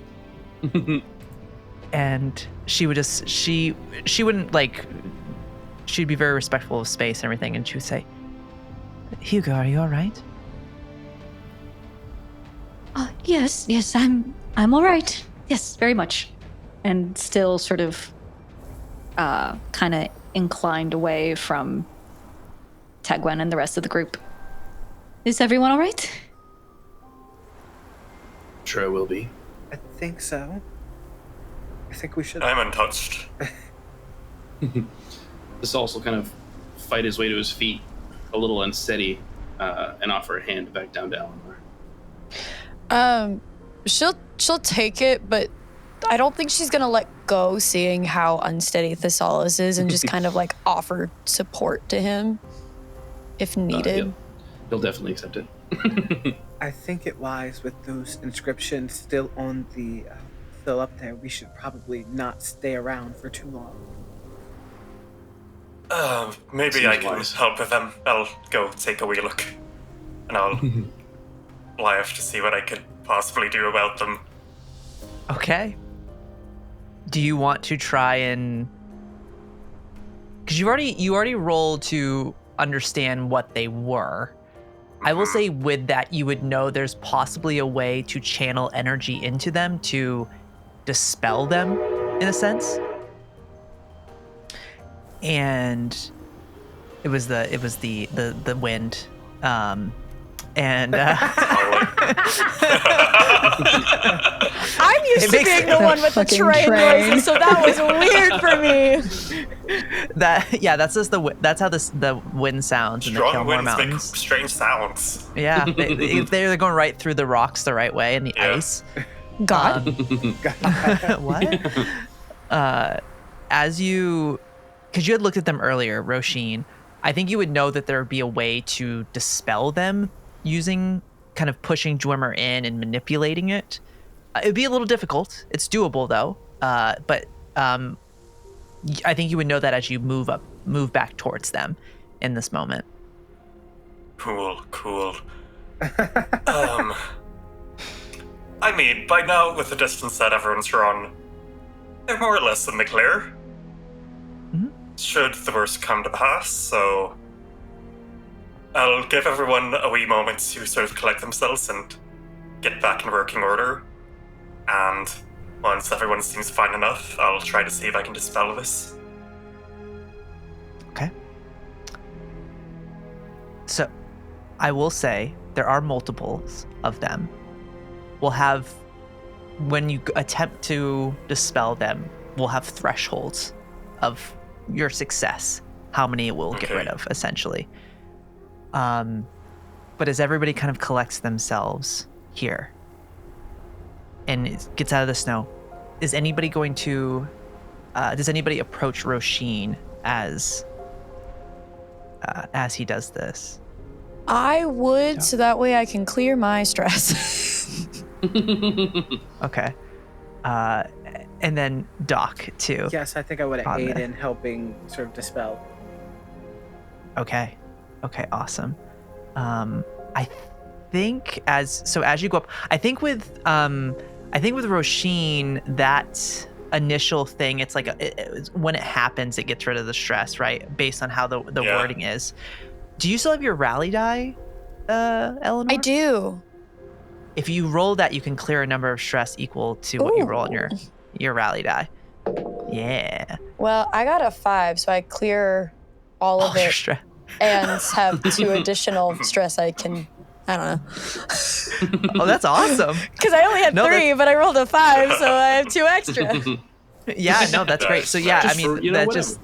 that just works. For a No, rainy day. I think, yeah, I mean, maybe seeing a face that is familiar. Eleanor clears Yeah, 3 stress, Dakota clears 2.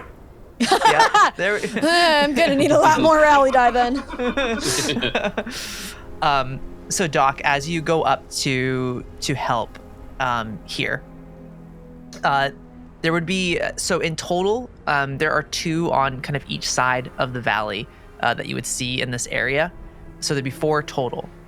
How it will work is to clear. They're definitely a more difficult enchantment. A 15 on, I would say I would let you make a presence roll because that's kind of your it would be your spell casting essentially bonus. It would be for 1 it would be 15, for 2 it would be a 20, for 3 a 25, and then all 4 of them would be 30 or higher on the roll. Okay. Cool, So- cool. And you have someone helping. You have Doc helping. So Can I give advantage with that? you can give advantage. So a D6 will get added to the final roll. Cool. I'm also going to spend a hope to use my Wandering Muse experience. Awesome. Also, Calling another back my fun knowledge. thing. Awesome. Hell yeah. I think that's a great experience to use in this moment. Something else that I also want to mention to you all as we continue to kind of dial in the mechanics of Daggerheart, multiple people can provide advantage.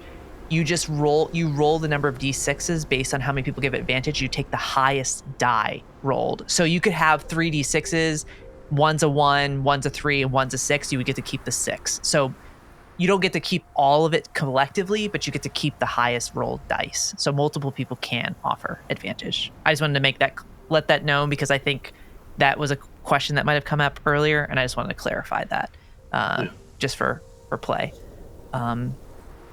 So, Róisín, Okay. gonna make a roll. It's a big roll. Yep. Okay, this is good.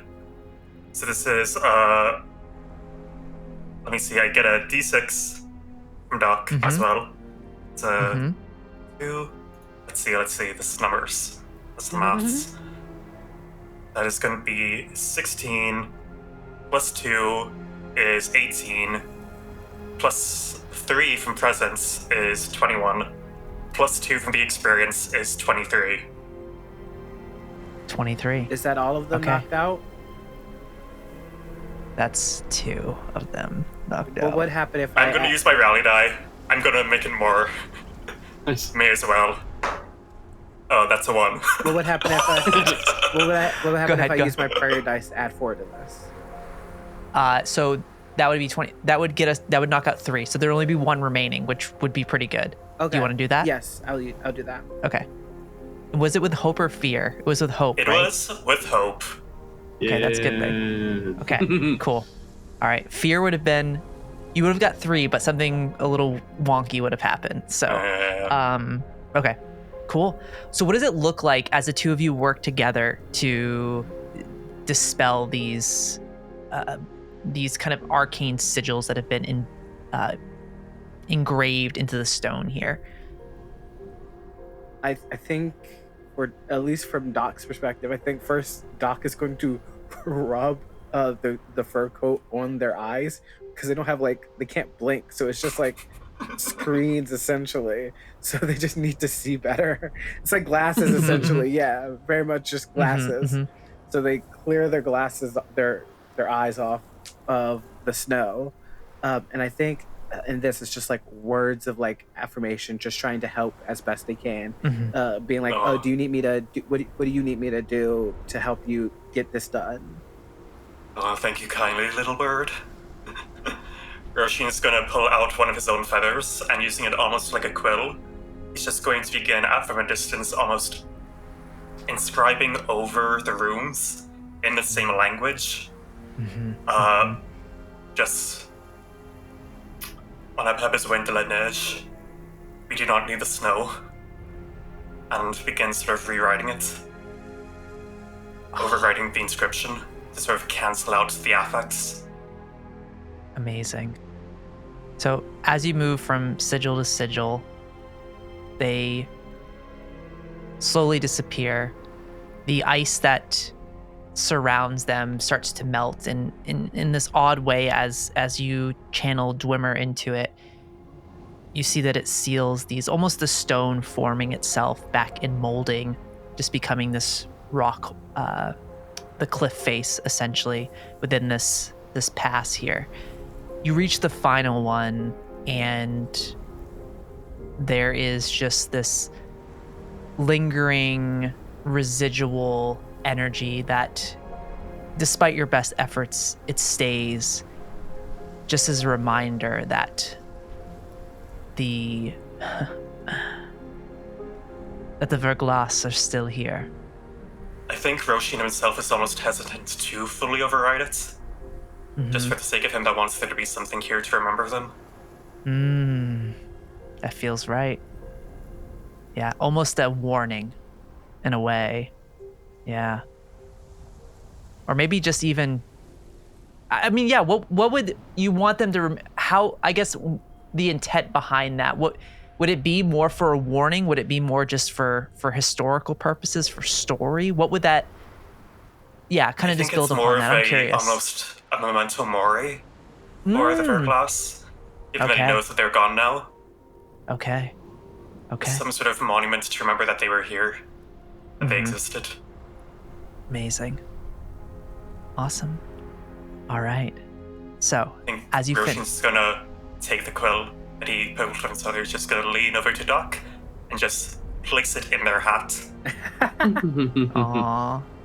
Lovely. Thank you very much for your support. Yes, thank you for the feather. I look spiffy. That you do indeed. Awesome. So as you finish that up,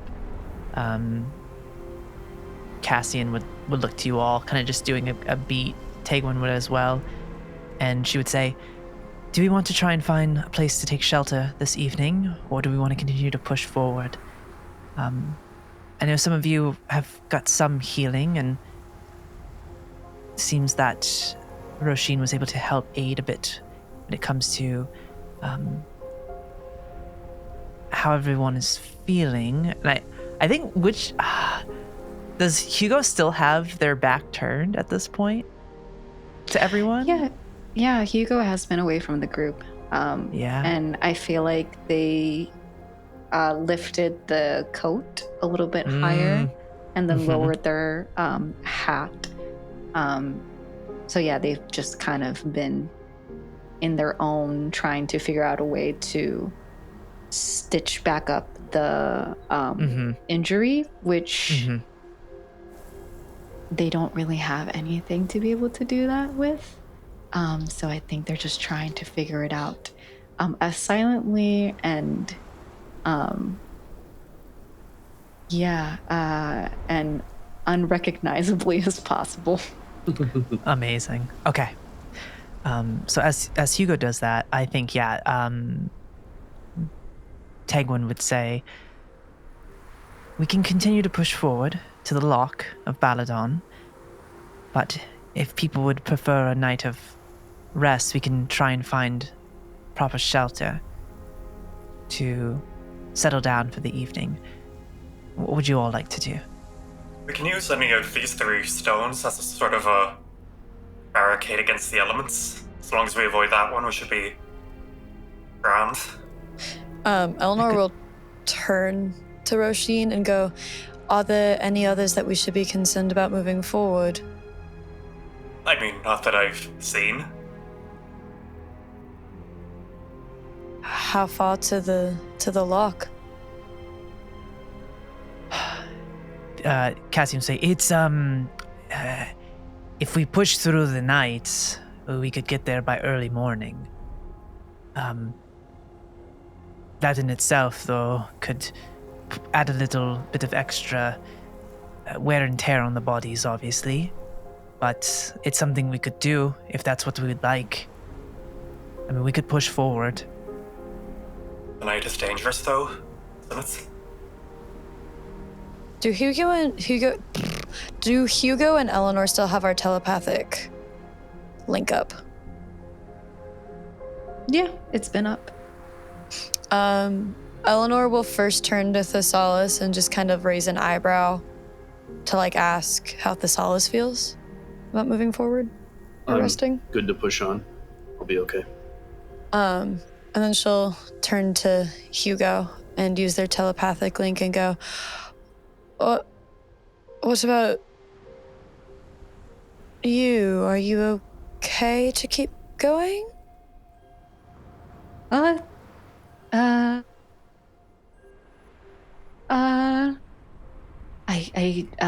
wouldn't want to be the one to keep anyone behind, so I can keep going. Can I do a vibe check? An instinct roll? Yeah. I would say it would be I would let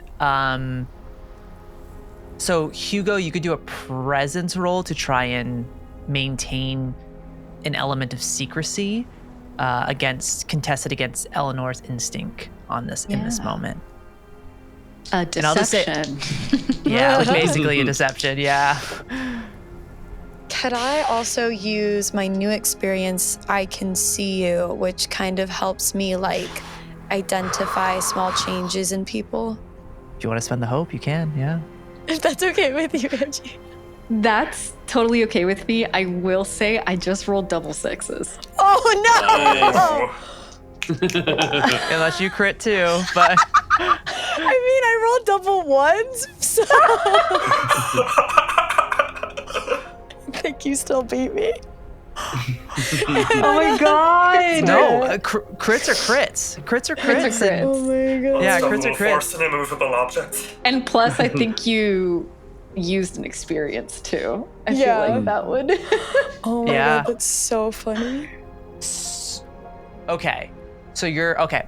I guess with Elanor kind of trying to gather a little bit more on where Hugo is at, what else do you think she would pull in this moment from Hugo here? Probably the fact that, because Hugo's still facing away from us, aren't they? Yeah, Hugo has been facing away from the group. And I think just the fact that Hugo's, I sent a picture just so that you all I'm gonna send a picture too. The fact that Hugo is facing away, and I think the more than usual anxiety of how they're speaking.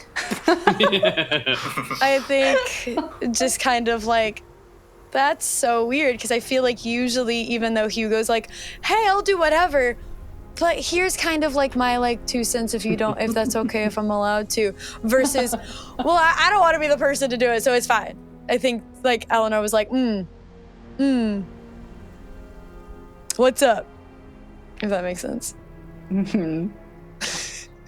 I think Hugo is still kind of like shuffling and holding their the torn piece of fabric, but in this illusion, in their adjusted appearance, you can't really see. It really just looks like they're just trying to keep the fabric over their chest. But I feel like as you like look even closer, and again, this is an illusion, but like instead of like the corn husk hair, you see kind of like this curly, like reddish brown, like kind of dirty blonde hair underneath. And just like the slightest, the slightest look of like kind of tan brown skin. I feel like if you're just like staring daggers at the back of like Hugo's head. I think upon realizing that Hugo is maybe indirectly or even intentionally trying to hide something from us, Eleanor's face will kind of like relax to not give anything away to the rest of the party members. And she'll just say,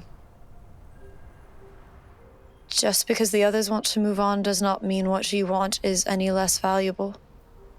If you wish for us to stop so you can gather yourself, we can stop, and I can help however you need.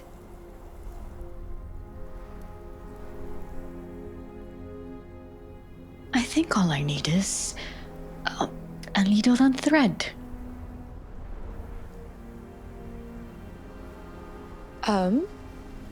She's gonna start checking her pack to see if she has anything. Yeah. Roll a luck check for me. We'll say roll a d12 on a. Okay. We'll say on a. I won't make it super hard. We'll say on a 5 or higher. I got a 10. Okay. In your pack, you have a needle and thread. Not a ton, but enough for this moment. You suspect. She will kind of like put the thread through the needle for Hugo, kind of unsure if they'd be able to do it themselves because scarecrow hands. And then gently kind of like walk over and hand it over and just kind of like lock eyes with Hugo in like a, you're safe, I'm not gonna say anything, but I know. And Hugo kind of, you see a profile, and in this sort of appearance, again, you still see that kind of like dirty blonde, brown hair, this tan brown skin, and there's like these kind of hazel eyes, but these big chunky glasses. And as they reach a hand out, they grab the needle and the thread, and you feel the moment that their fingers touch yours, and it's still that burlap sack sensation. Thank you. I think if we can just rest for a moment. I had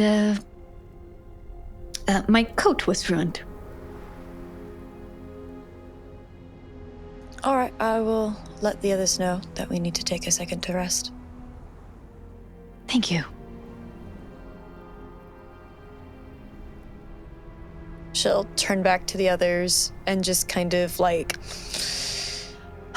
she's gonna cover for Hugo, I think, and so she's just gonna like rub her shoulder and go, actually, now that I'm thinking about it, I could use a moment to rest. Oh, all right.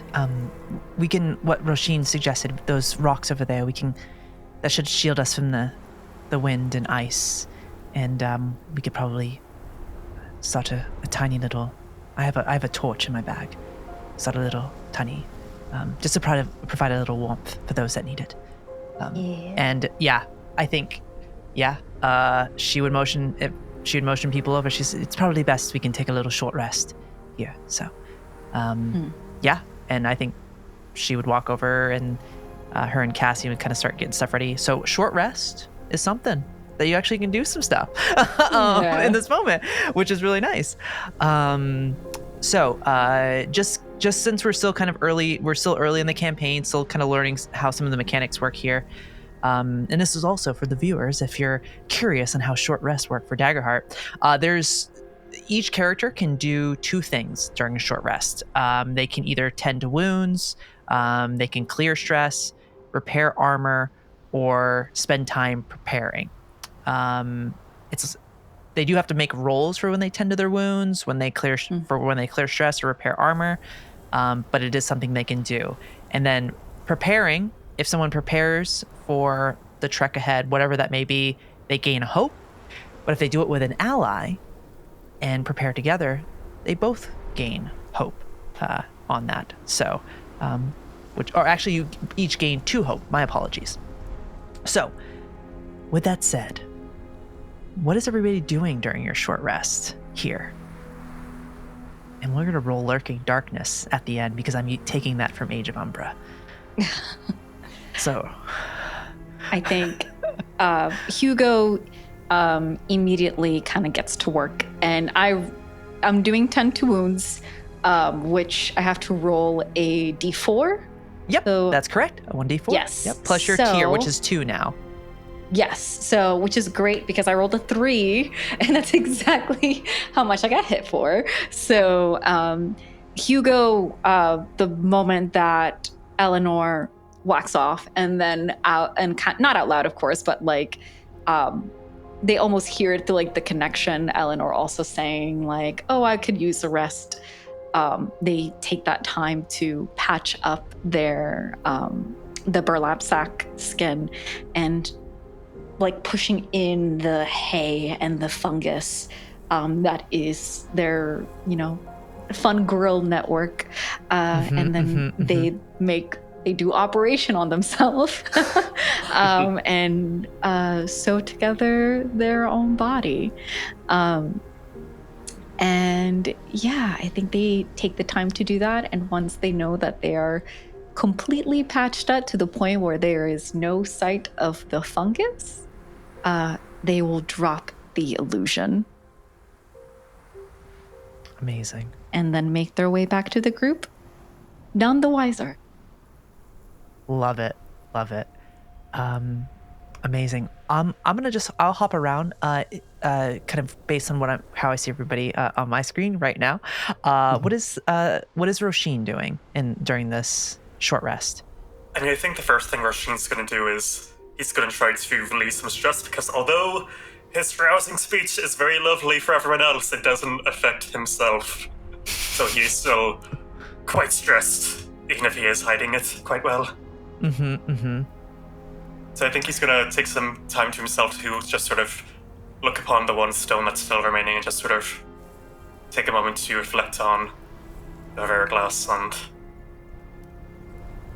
just try to reminisce a wee bit on times past.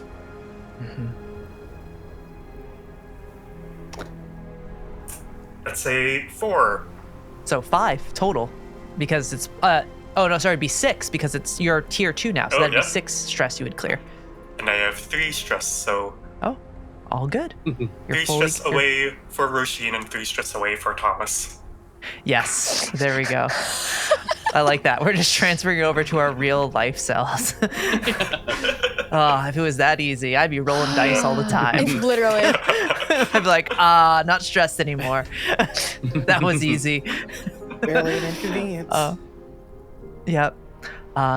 What is Doc up to during the short rest? I think Doc pulls out the little, tinkering tools that they got from the blacksmith, and just takes the time to like fix their armor to clear their 1 marked HP. Awesome. And then Heck yeah. I get one more move, right? Yes, you do. You do get to. So we can circle back to anybody has anything else they want to do. Then But yeah, what you doing, Doc? What else you doing? I think during this, just the act of doing this is just like calming, something to clear my last stress. Aw. Okay. I love it. Oh yeah. Amazing. Elanor, what do you do? What you doing during your short rest here? I think to keep up appearances that her shoulder hurts, she's gonna take a bunch of snow and just kind of like pack it into kind of like a snow pack and then like put it on her shoulder. And she's just gonna kind of like sit down on one of the rocks and just kind of like gauge everybody to see how long she has to keep this up before people just ignore the fact that she probably isn't actually hurt. So she's just kind of like sitting there, just kind of like awkwardly like, when can I stop doing this?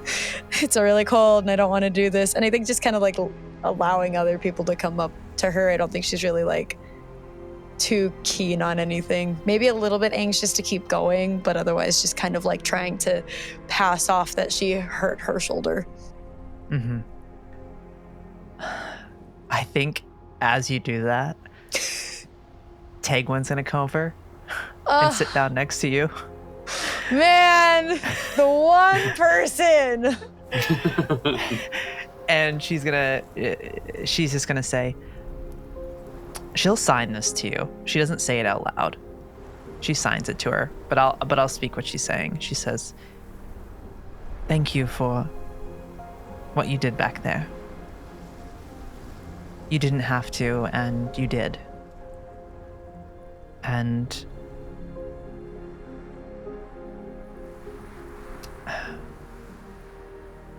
I hope that I think she's struggling because I feel like she has a bit of a beat on this, and she goes, she says, I hope that someday you can trust me. I think Elanor will kind of look down, seeming like she's processing what Tegwin is saying before reaching into her pack and taking out the piece of paper with the conversation on it and just sort of places it in Tegwin's hands to see what their answer to it is. So you place in it, with where freaking names you're are all not good. You're all good. sticking in my brain. But basically where Elanor found out that what's happening was probably caused by one of the Arcanists. Oh, okay. Yeah, so she's placing that in Tegwin's hands. Okay. She looks at you. She looks at it and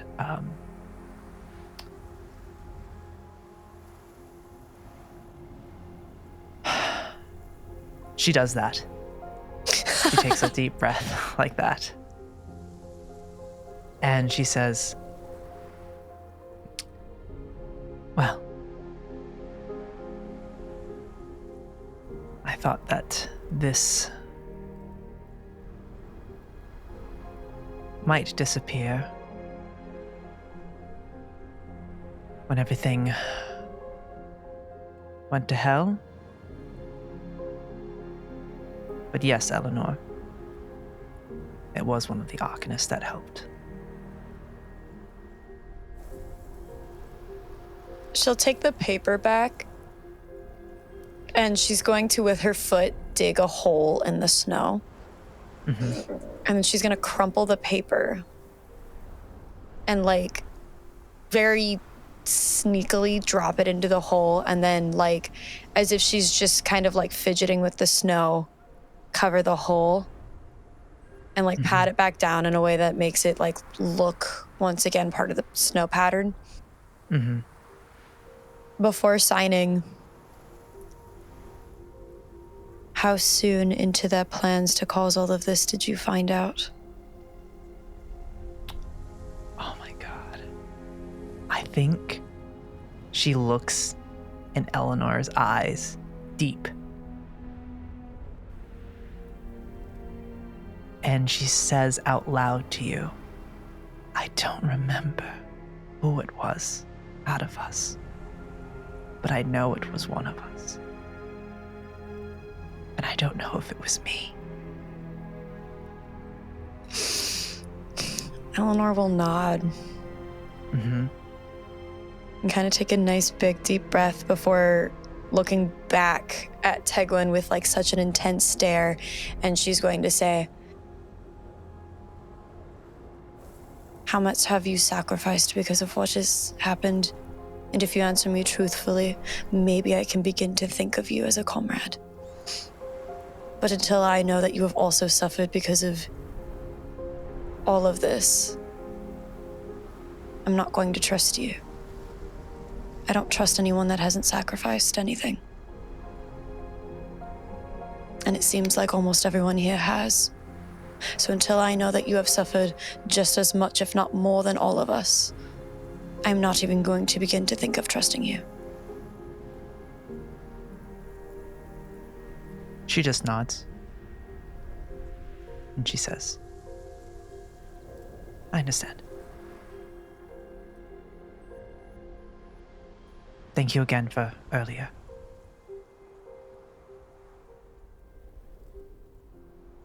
And she's going to get up and she's just going to walk away at that point.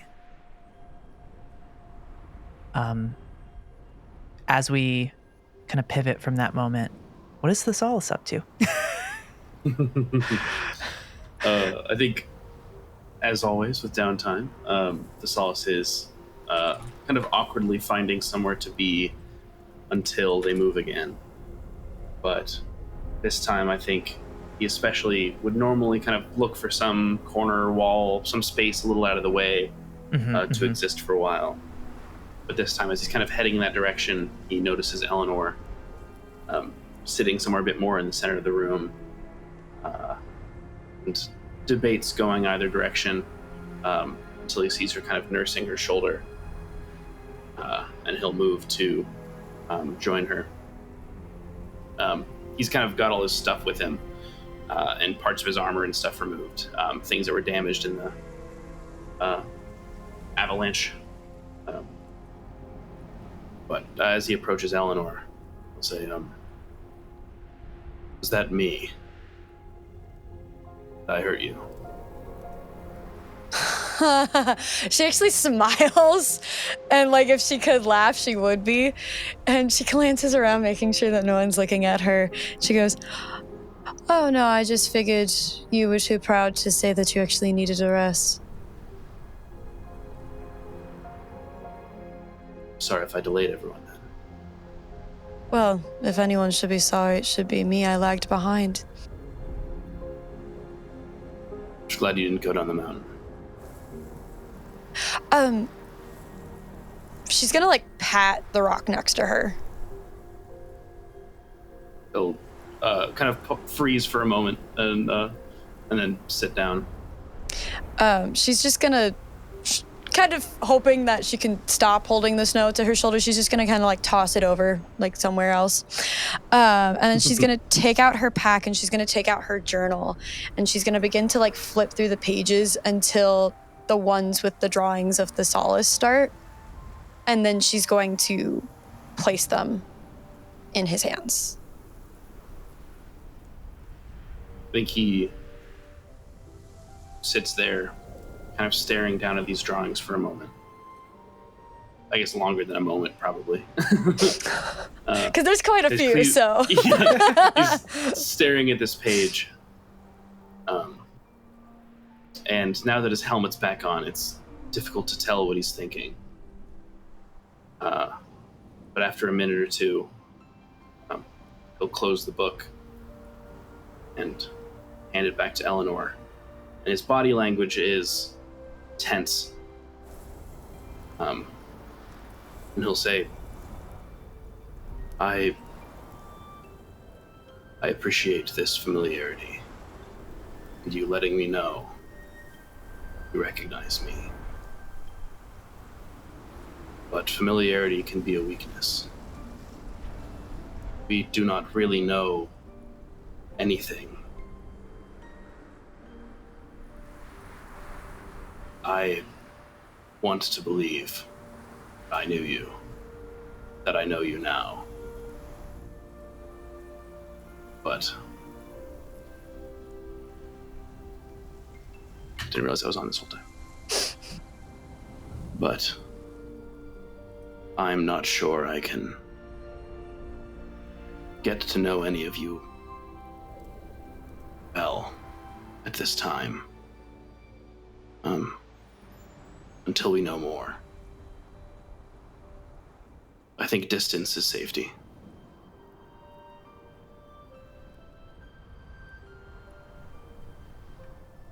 And he'll sit there with the book kind of extended.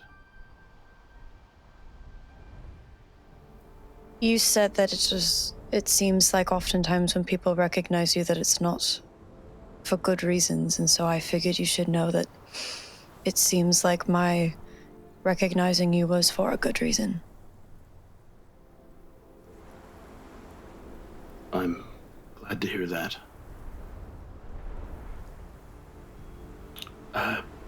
Many who saw my face before we died were not those I cared for. Were not those I trusted. Honestly, those that saw me in my helmet were the ones I at least knew what they were thinking. We were on common ground. And if you recognized me by my face, but not by my helmet, I'm not sure the full nature of our interactions. But this means a lot. And he's still holding the book.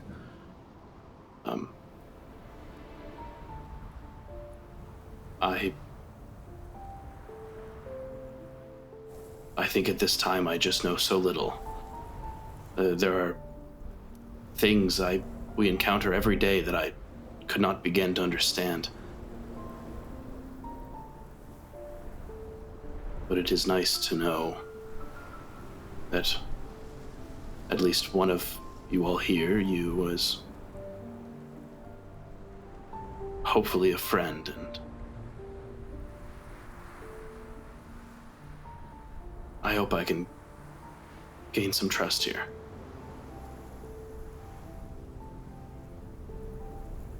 It's hard to gain trust if you don't plan on telling anyone anything about yourself or plan on getting close to anyone.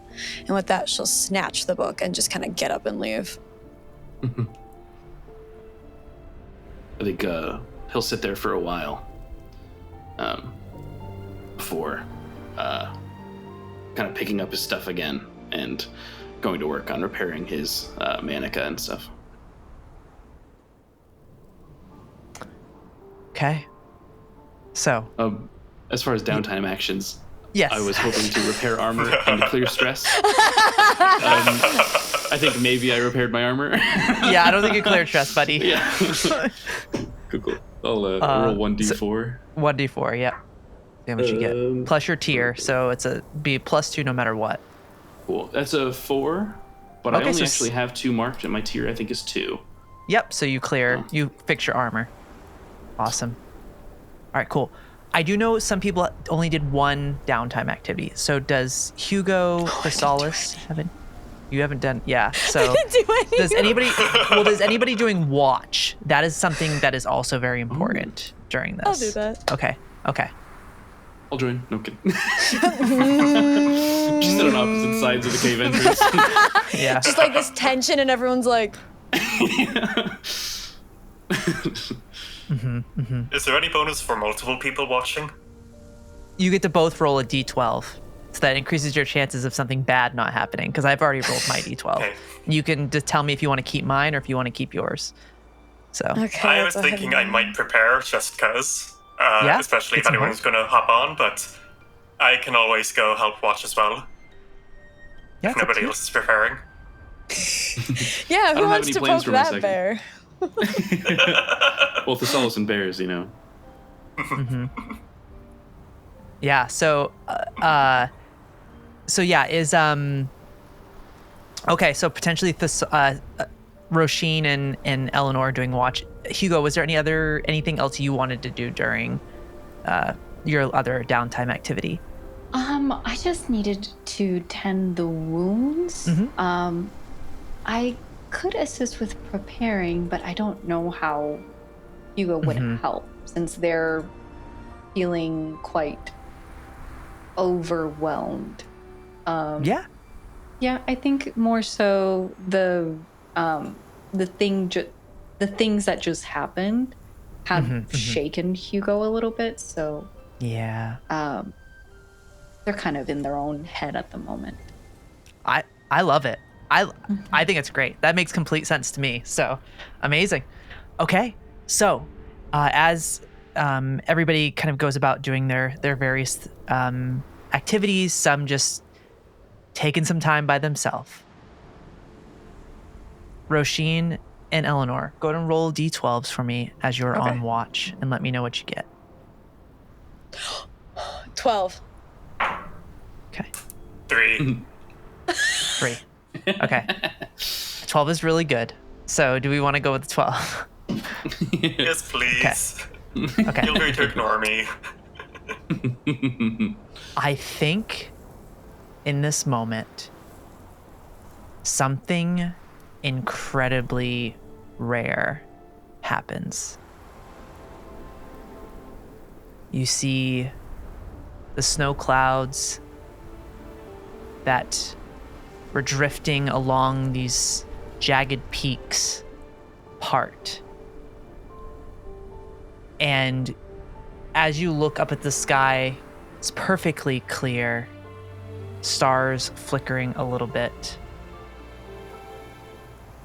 You see in the sky what looks like this. You had seen these kind of twisted, snowy eagles earlier today, but you see flying in the air are these radiant owls made of Dwemer, much like the Strya that you saw earlier, a few days ago. You see they take many shapes. That day you saw it as this kind of dryad feminine figure, but today you see them taking on the shape of a bird as it flies through the sky. Everybody gains a hope. Yay! From that. Yay. So, as you all get up and begin your trek to the Loch of Baladon, the rest of the trip down the mountain is simple. It shifts from frozen earth beneath your feet, and you can see in the distance the outskirts of the Loch of Baladon. You see before you a grand expanse of water and these tiny islands that reside within it. But what stands out is this large cave that stretches from this large central island like a mouth of an ancient beast. And its belly descends into the circles below. As you see Tegwin step forward, her hands on her hip, and she says, "There it is, the mouth of Baladon." And that's where we're going to end our session tonight, on that moment. Awesome, y'all. Heck yeah, you made it through the mountains. No one got killed. Yay! No one Not for lack had to of make trying. it got a little dicey there for a second. I was those initial rolls. I mean, 2d20 damage is a lot at level 2. Yeah. I mean, Hugo got pretty roughed up. So, but yeah, y'all. Well, thanks for watching here, and we'll be back for our next episode in a couple weeks. If you haven't already, follow these amazing folks on all the socials. You'll see all of their stuff below me right now. So go give them a follow. Links in the description as well. But until next time, take it easy out there. Drink the water, eat the food, and we'll see you next time as we escape the mundane into the realms of Atalantia. Good night, everybody. Bye.